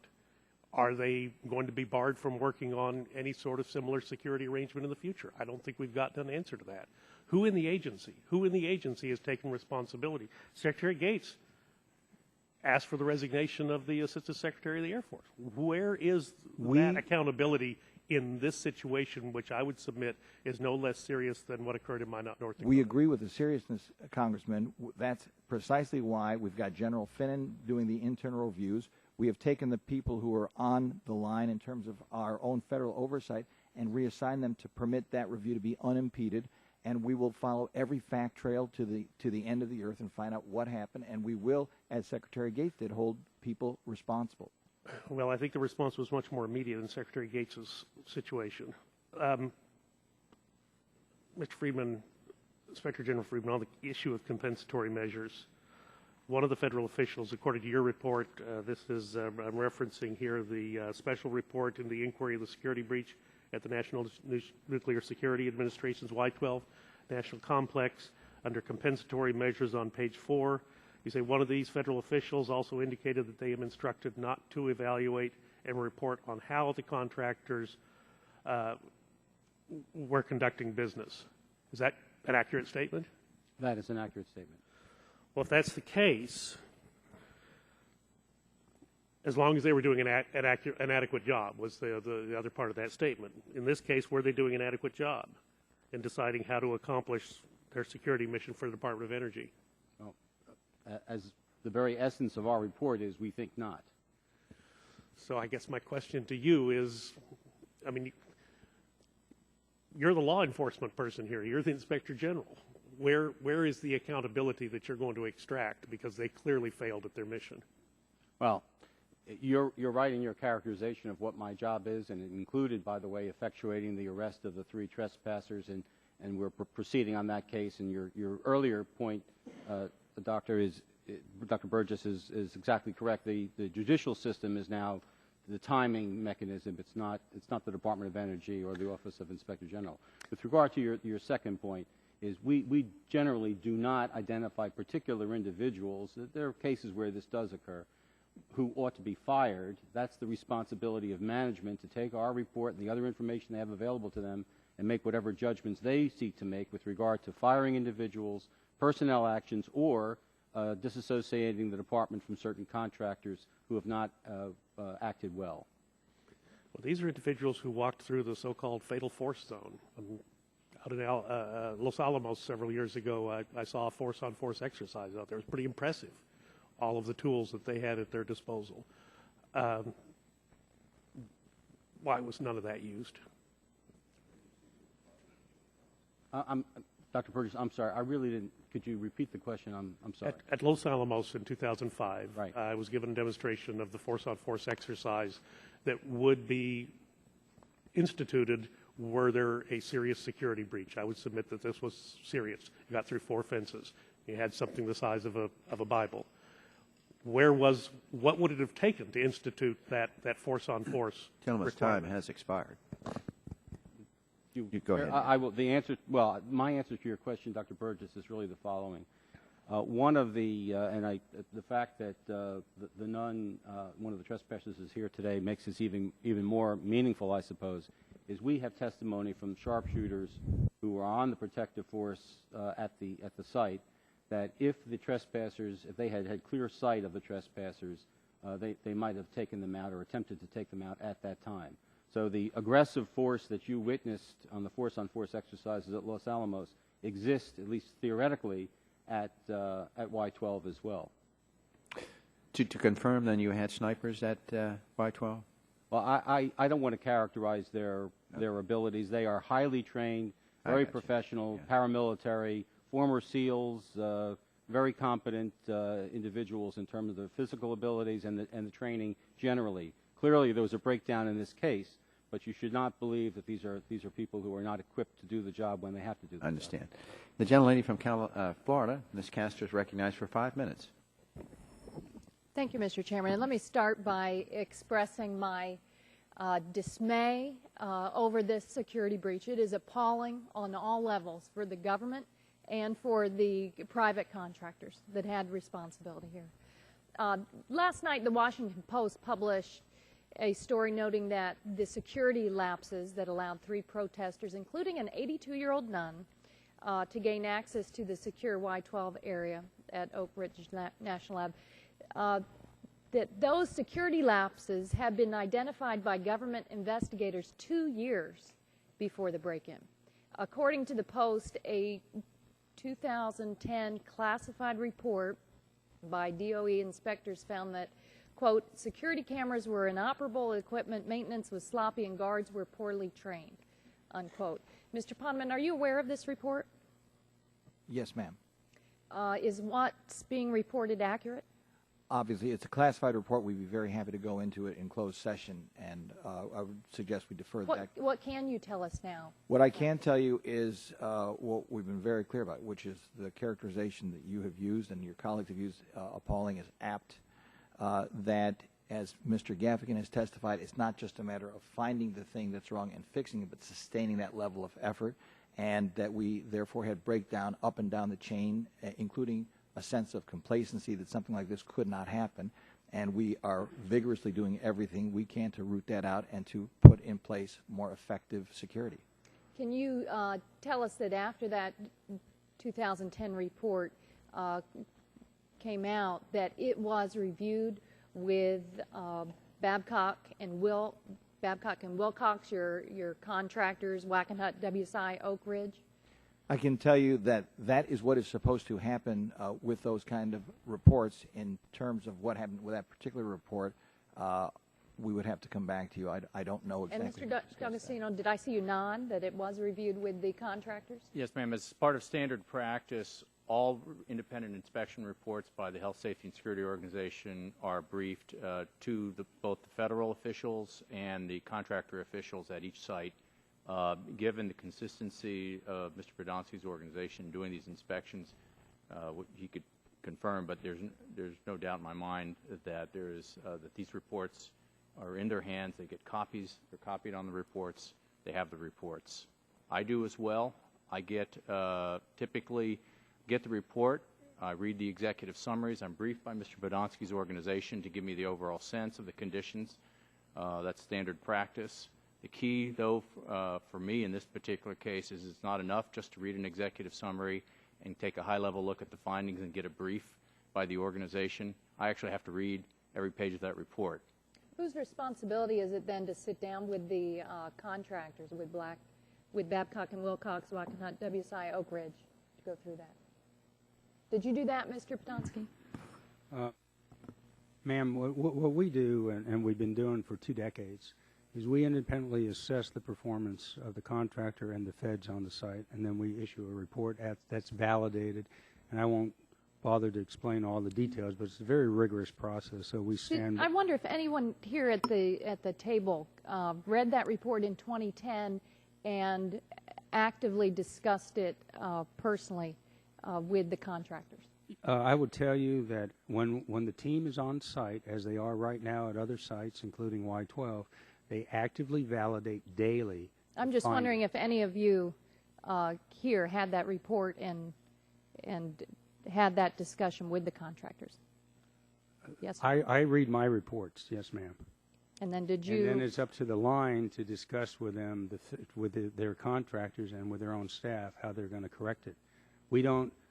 So you didn't have any personal conversations on the phone or in person with the contractors. I'm just wondering if it was anyone's responsibility to do that, or if anyone did that here on the panel.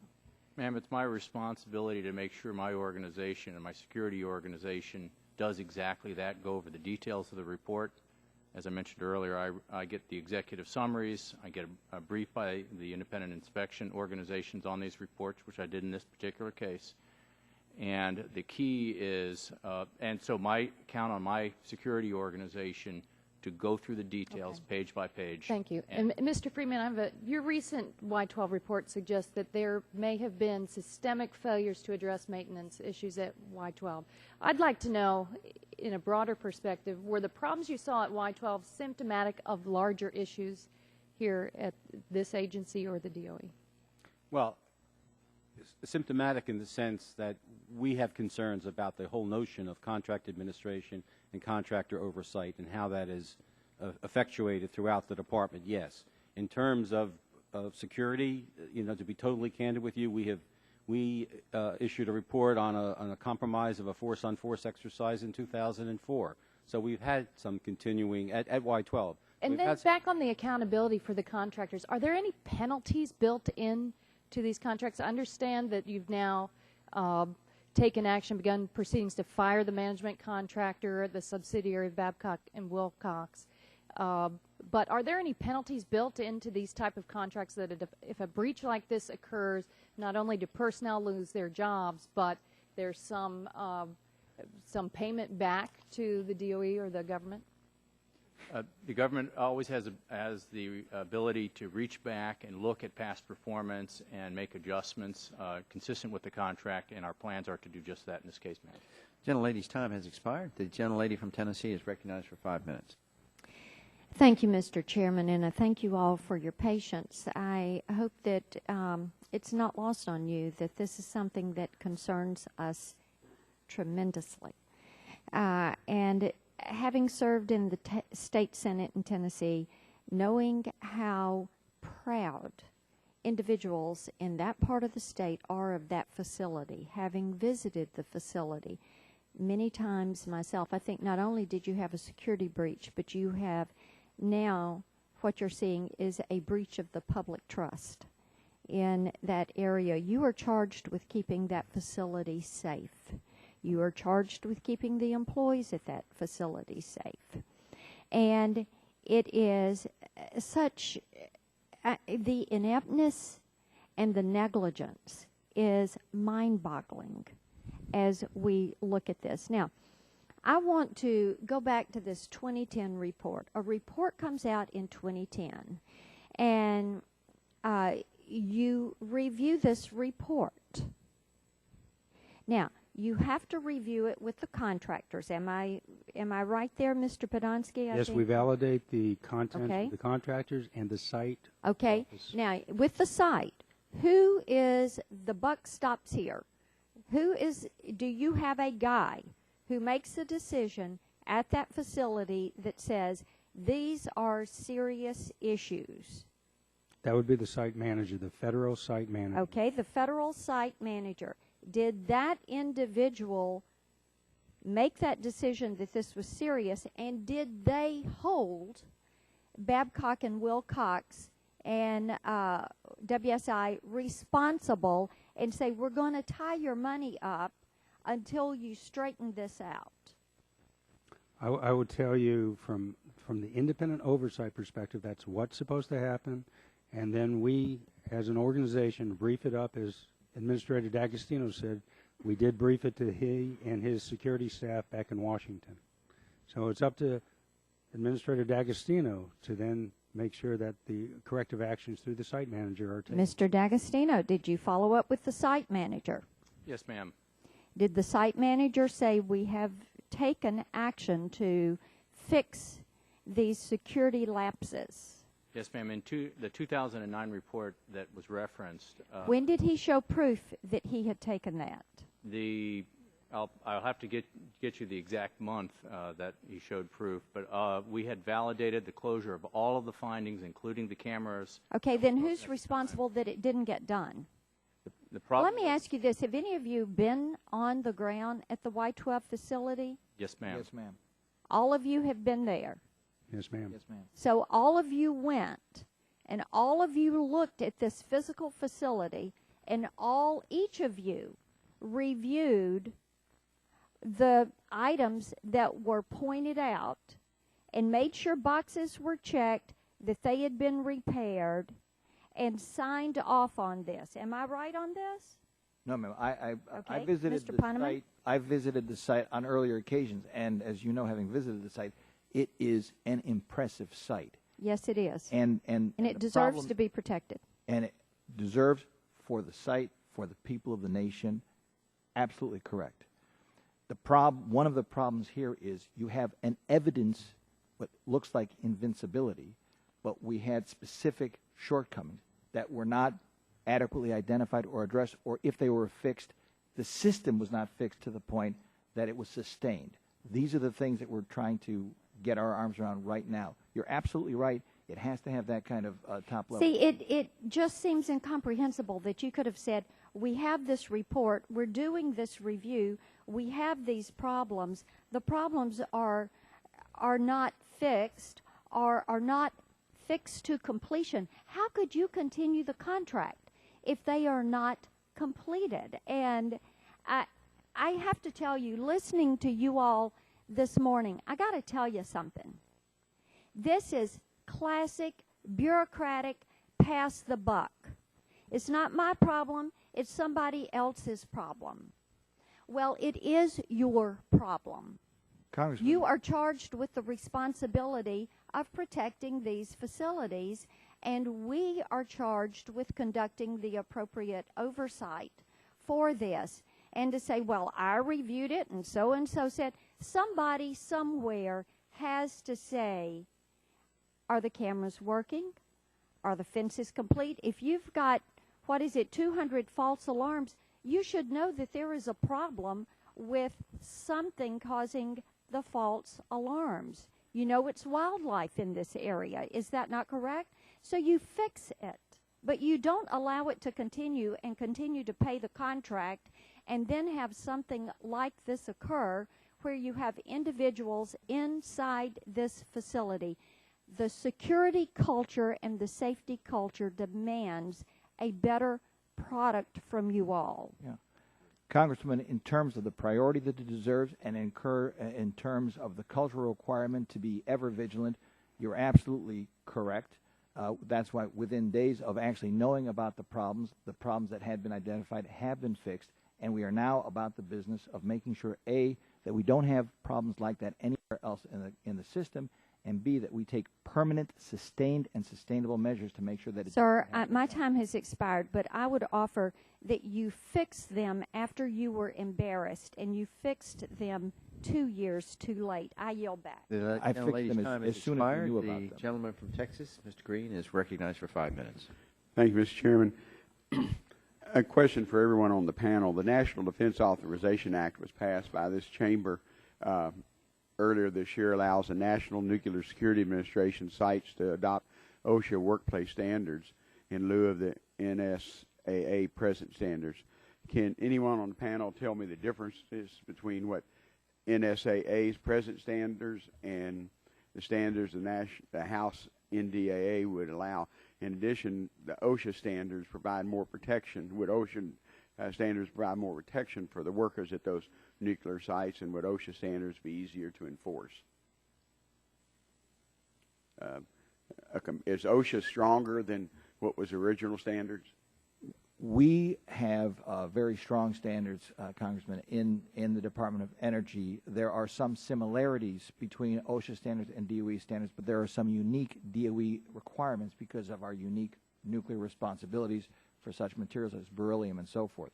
So we are informed by those standards, but the standards that the DOE employs are specific to the DOE complex and our unique requirements.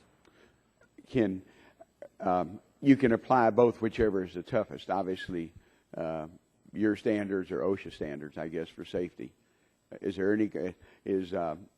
national nuclear security standards stronger than OSHA?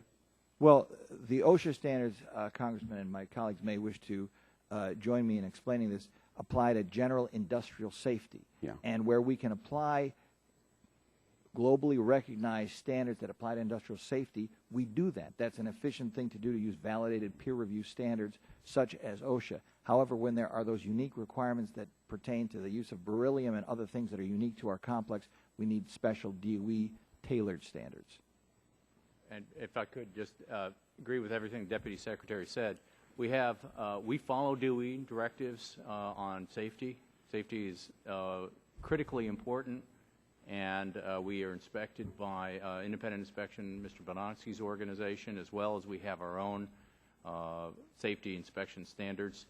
We don't believe that OSHA broadly applied is the way to go. We believe after years of analysis and work in developing DOE directives on safety that we have the right set. It's something that requires constant vigilance, constant attention to detail as the security situation is pointed out. So we really do have to continue to keep eyes on the ball here, sir. May I amplify on that, Congressman? Sure. The administration made it clear that the legislation that was proposed would hinder the Secretary's ability to manage safety and security within the NNSA. And specifically to your question on OSHA versus the standards that we have. Our standards are much stronger. In fact, the administrator for OSHA would like to move OSHA more towards the DOE standards, but because their hazards are of not the same magnitude as ours, it's rather difficult. Well, and obviously I have trouble with OSHA standards. I represent an area maybe not as, but refineries and chemical plants, and our standards, sometimes the company standards are tougher than OSHA, and I can understand that.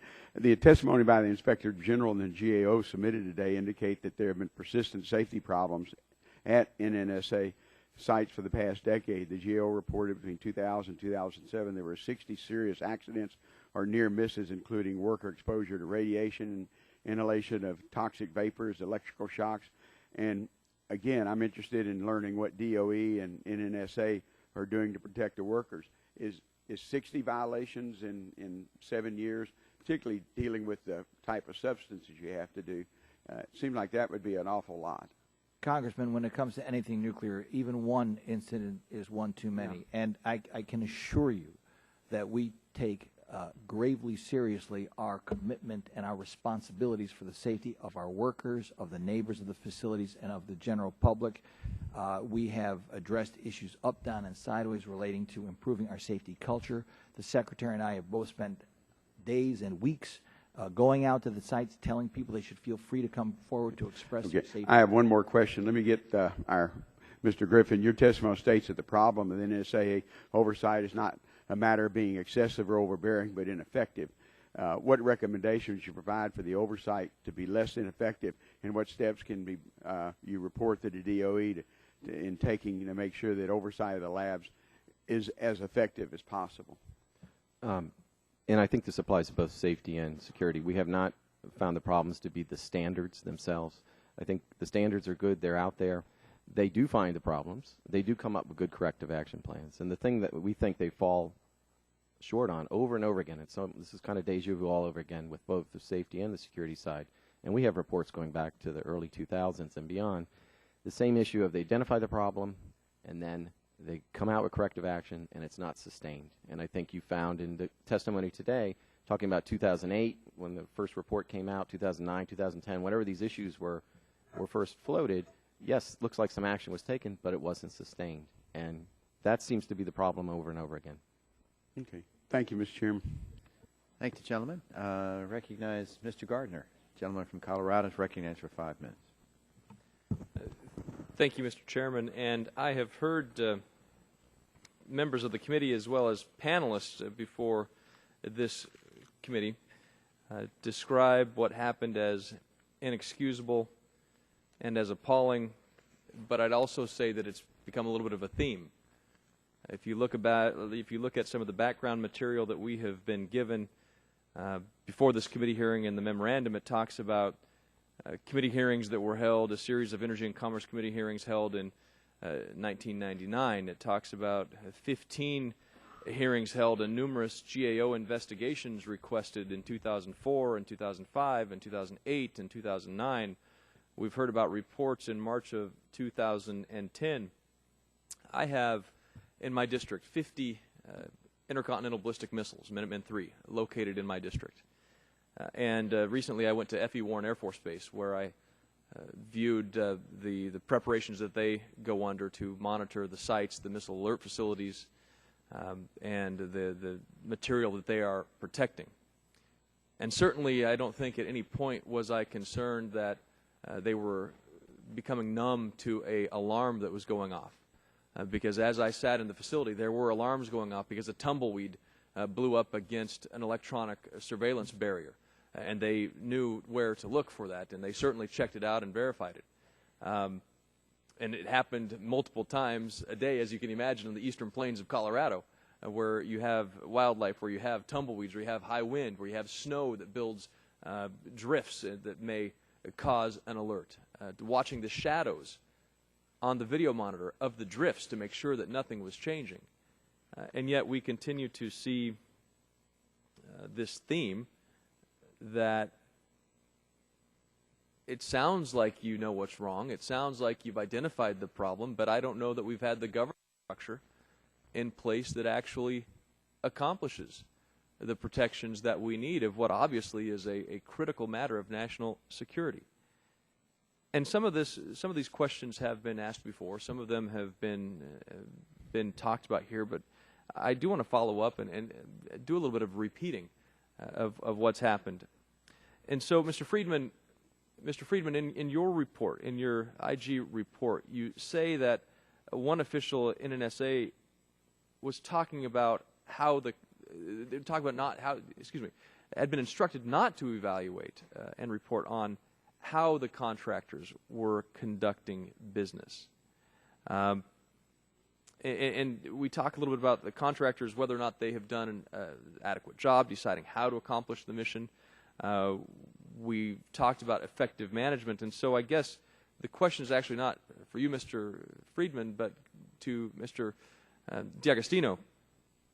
How do we make sure that we have the management that we need for a contractors to make decisions if the federal site officials are not able to evaluate how the contractor is doing their job? Mr. Gardner, that is the question, is to make sure, it's my responsibility to make sure that my federal overseers in the program understand that my expectation is that they do oversee the contractor in these high hazard, highly important, critical missions of nuclear safety and nuclear security, and that we have an independent oversight structure in place to check that we are actually doing that particular thing. In this particular case, you referenced a quote, I think, from Mr. Friedman's report. We had clearly a situation that was unacceptable, and inexcusable, and this is why we're conducting the reviews, because we want to understand what happened in the translation of oversight, that we have people at our site offices thinking that they cannot and should not and are not allowed to oversee the contract in that way. So we want to track this down. We want to get this review done, and General Finnan's review, as the Deputy Secretary had mentioned, clearly is a step towards digging beyond just what we've been, in some of the pieces we've been talking about on specific numbers of cameras, which is important, but we want to get to that underlying thing that allows us to sustain oversight, effective oversight in the right way, and as Mr. Friedman's report says, do it in a risk-based way where our attention is faced on the highest, most important activities. Do you carry out perimeter checks? I mean, do you carry out perhaps drills or tests that may breach a perimeter just to check response? Yes, but we clearly need to do more of these and do what we... How often do you carry those out? Right now, those checks are now being ascribed every time we conduct a visit from headquarters that we are going to do that check. We are going to have federalized from... How often were they carried out before the incident at Y-12? They're carried out on a regular basis. What's a regular basis? Regular basis is on a weekly basis by their protective force. We expect our contractor to have a performance assurance system. They have to prove to the federal government, we have a contract with them, that they are checking themselves. And so they have... And are you reviewing those checks? Yes, sir. Those checks get reviewed. The challenge is to have these checks done in such a way that they actually test conditions on the ground, not the fact that we have a contractor knowing that something is going to happen, so they're ready to go. Yield back. Thank you. Gentleman yields back. The gentleman from Massachusetts, Mr. Markey, is recognized for 5 minutes. Thank you, Mr. Chairman, very much. Thank you, Sister Megan Rice, for being here. Thank you for your actions. Thank you for your willingness to focus attention on this nuclear weapons buildup that still exists in our world, and how much we need to do something to reduce it. We don't need more nuclear weapons. We need fewer nuclear weapons. We don't need more hostility with Russia. We need less hostility with Russia.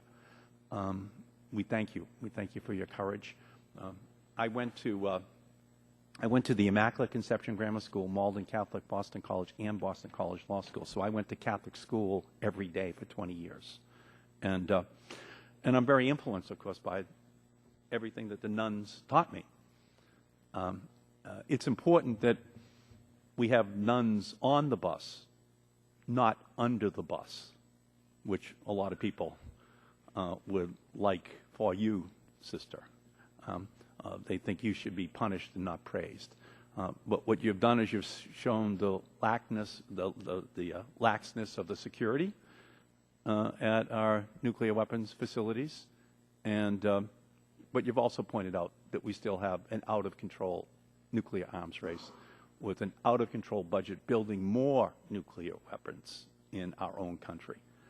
And for that, you should be praised, because that's ultimately what the Sermon on the Mount is all about. And I think, along with Sister Simone Campbell, speaking at the Democratic Convention about the Ryan budget, that you can't build more nuclear weapons and cut Medicaid and cut Pell Grants and cut Medicare at the same time. It's not just the arithmetic doesn't add up if you say you're balancing the budget, but the morality doesn't add up. It's just wrong.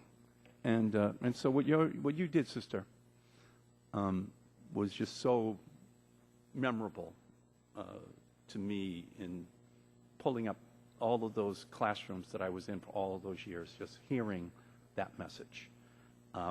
And so I thank you for that, and I hope that the members of this committee can learn from what you're saying and what Sister Campbell is saying, and perhaps just reflect that in the incredible commitment that too many members have to building more nuclear weapons when we don't have any targets anymore for those nuclear weapons.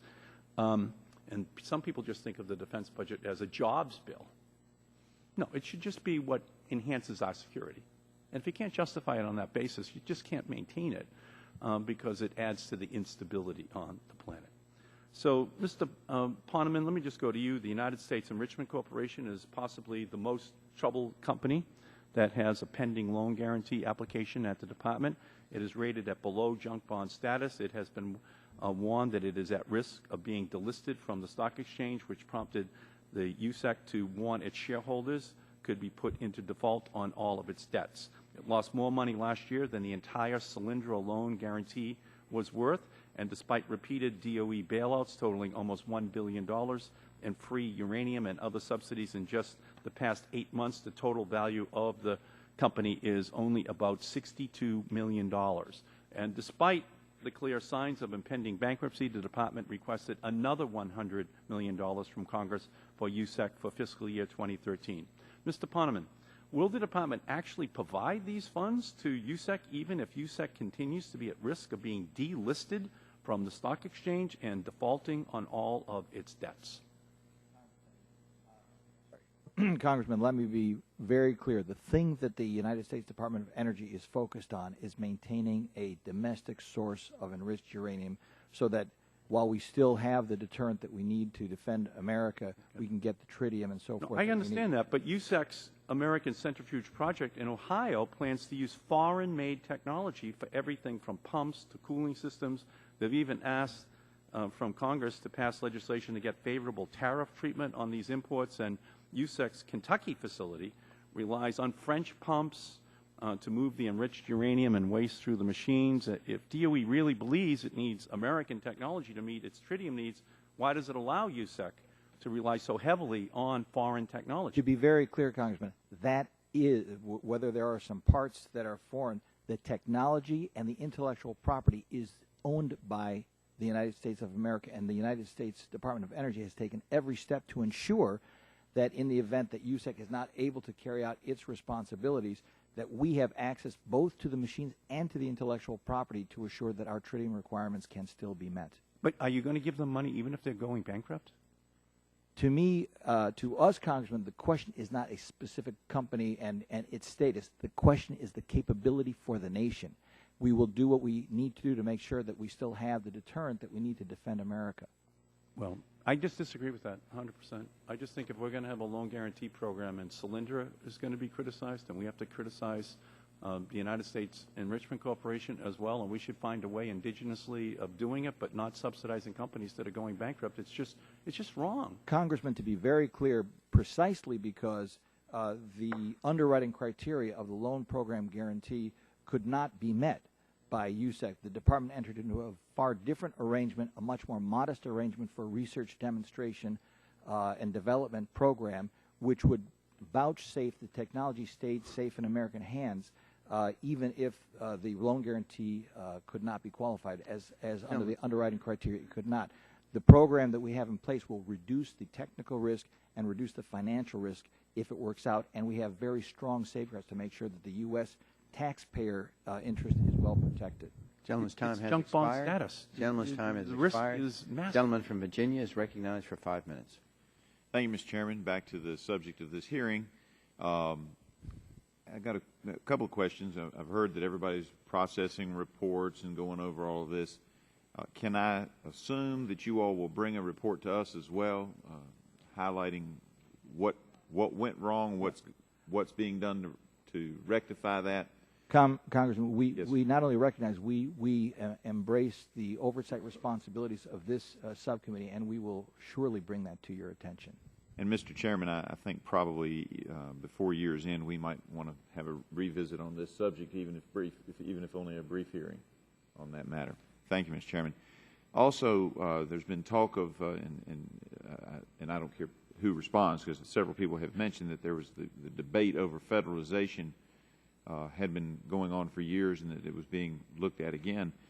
And I'm sitting here, and there may be some great reason for it, but I'm new, and I'm just trying to solve problems. But have we ever thought about attaching, at least for the protection of the perimeter, an installation of the United States Army? Congressman, the first thing that we have done in this particular instance is make sure, with the force that we have and the arrangements that we have, that we're safe and the material is secure.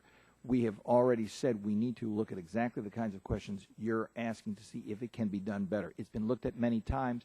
I do think that Mr. Gaffigan put his finger on something very important when he said, whatever the organizational arrangements, and I think this is what the past GAO reports indicated, there is no substitute for strong management and oversight. So whether it's a federalized force or whether it's a contractor force, there is no substitute for getting that strong direction and leadership. And historically, the United States Army seems to have done a pretty good job of that. We're very proud of. Yes. We are very proud of the U.S. Army. That being said, Mr. Friedman,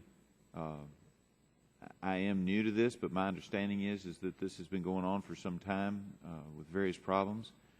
And what else should we be doing as a committee to make sure that we don't have another problem 6 months, 2 years, 5 years from now? And as a part of that, should we be making more site visits to see whether or not the cameras are switched on ourselves? Well, I'll respond to your question, Mr. Griffith, but it's a little presumptuous on my part to tell the subcommittee how to conduct its oversight. Well, but I would tell you this. I think periodic hearings on these specific matters would be worthwhile. I think more site visits, boots on the ground from the subcommittee's point of view to see what's going on, comparing and contrasting from your perspective what goes on at the various Department of Energy sites and seeing if there are anomalies that you might point out. And finally, sort of the $64 question, which I don't know has been asked, is the question of resources. And there are resource issues, and perhaps I know that you're an oversight committee, but obviously you have appropriations responsibilities as well, and that might be an area in which you could focus your attention. In other words, do they have the resources to do the job? Are they properly positioned to do that? I would just add, Congressman, we would welcome any and all members of the subcommittee to the site. We think that'd be a very, very useful exercise and helpful. All right.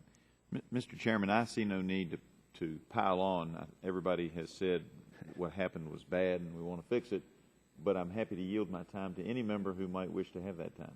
Okay, I'll take a little bit, and then the gentlelady from Tennessee.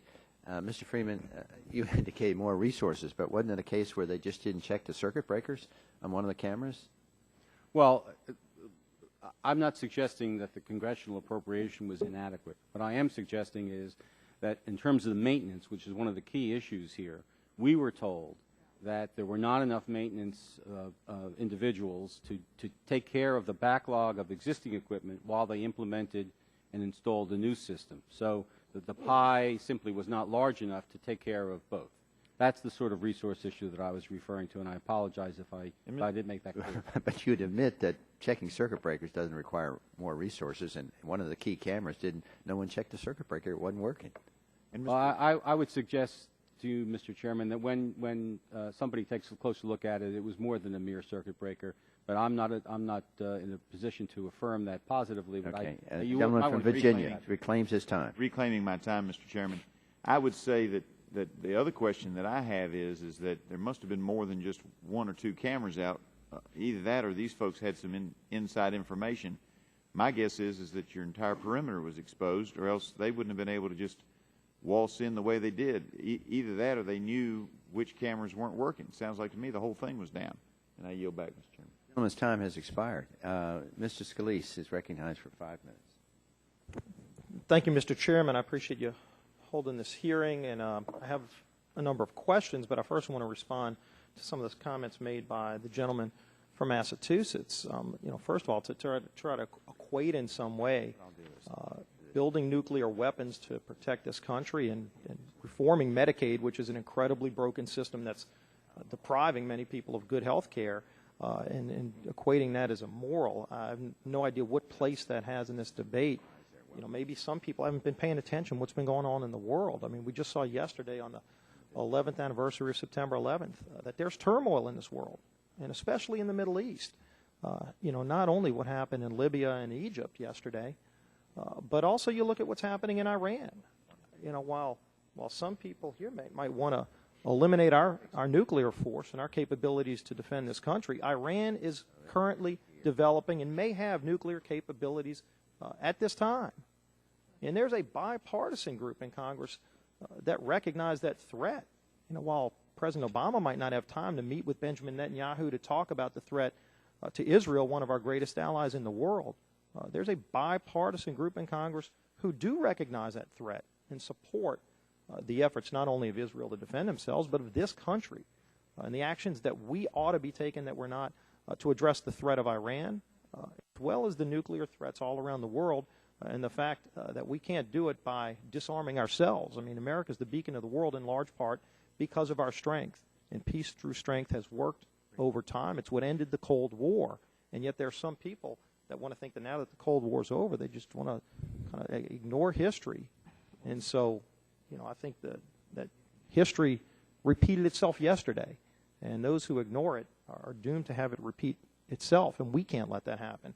And that's why the Department of Energy has a responsibility to protect the arsenal that we have. And and I think what our hearing is really focusing on is what kind of job is being done. I looked at the Inspector General report and have some questions about that. First, I want to just open it up to the whole panel.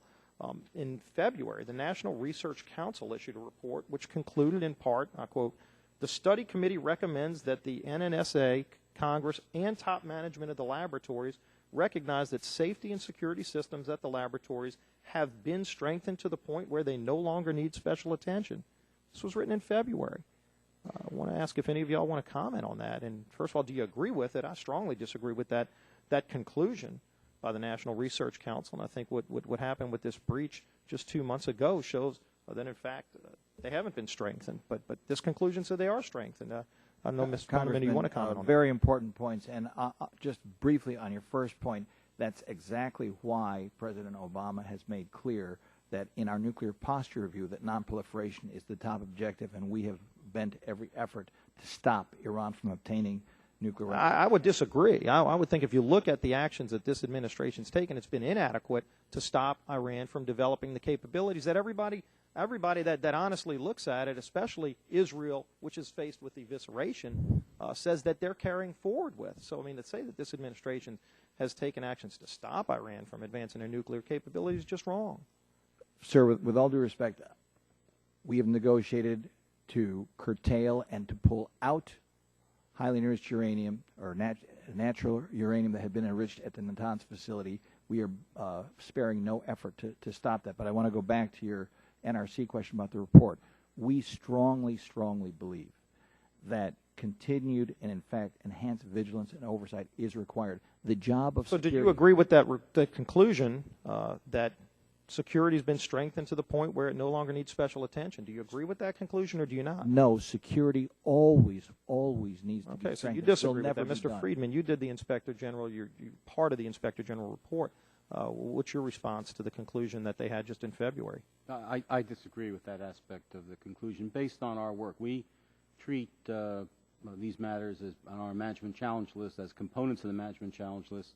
While there have been some improvements and some setbacks in certain areas, we don't think their position is. Thank you, and I hope that the department looks closely at your report and some of the reports of those who were on the ground, those people that were tasked with maintaining security at this facility. I mean, it looked like a Keystone Cop operation, where the officer there wasn't even paying attention to what was going on, wasn't even really securing the facility after the people who broke in came in essence surrendered to him. They just he just kind of looked around. It took a second supervisor to come before they finally took some action. But I think it shows, and he wasn't the only one. I mean, there's reports that people on at the facility for months didn't know even how many cameras weren't even working. They had no idea what was working, what wasn't working, and some of this had been problematic for months. And so I think there was a culture there, and I don't know if that permeated at the other facilities too, because Y-12 wasn't the only facility. So I don't know if this is a culture of neglect and lax security, but clearly there's a difference because, as I pointed out, you look at what National Research Council said. They said the security's fine, and it's not. And so I hope that there will be real accountability, and not just people reassigned, but people ought to be removed, and a new culture needs to be installed. And with that, I yield back the balance of my time. Thank you, gentlemen. I believe we've had a very good attendance by the subcommittee. I want to thank the witnesses for their patience and participation. I ask unanimous consent that the contents of the document binder be introduced into the record and to authorize staff to make any appropriate redactions. Without objection, so ordered. The documents will be entered into the record with any redactions that staff determines are appropriate. And I remind all members that at 12:30 we're going to have a meeting and a briefing, and all members on the subcommittee are invited. It's over in the Visitor Center, and you can talk to staff if you want the actual room number. And again, we want to thank our witnesses, and the subcommittee is adjourned.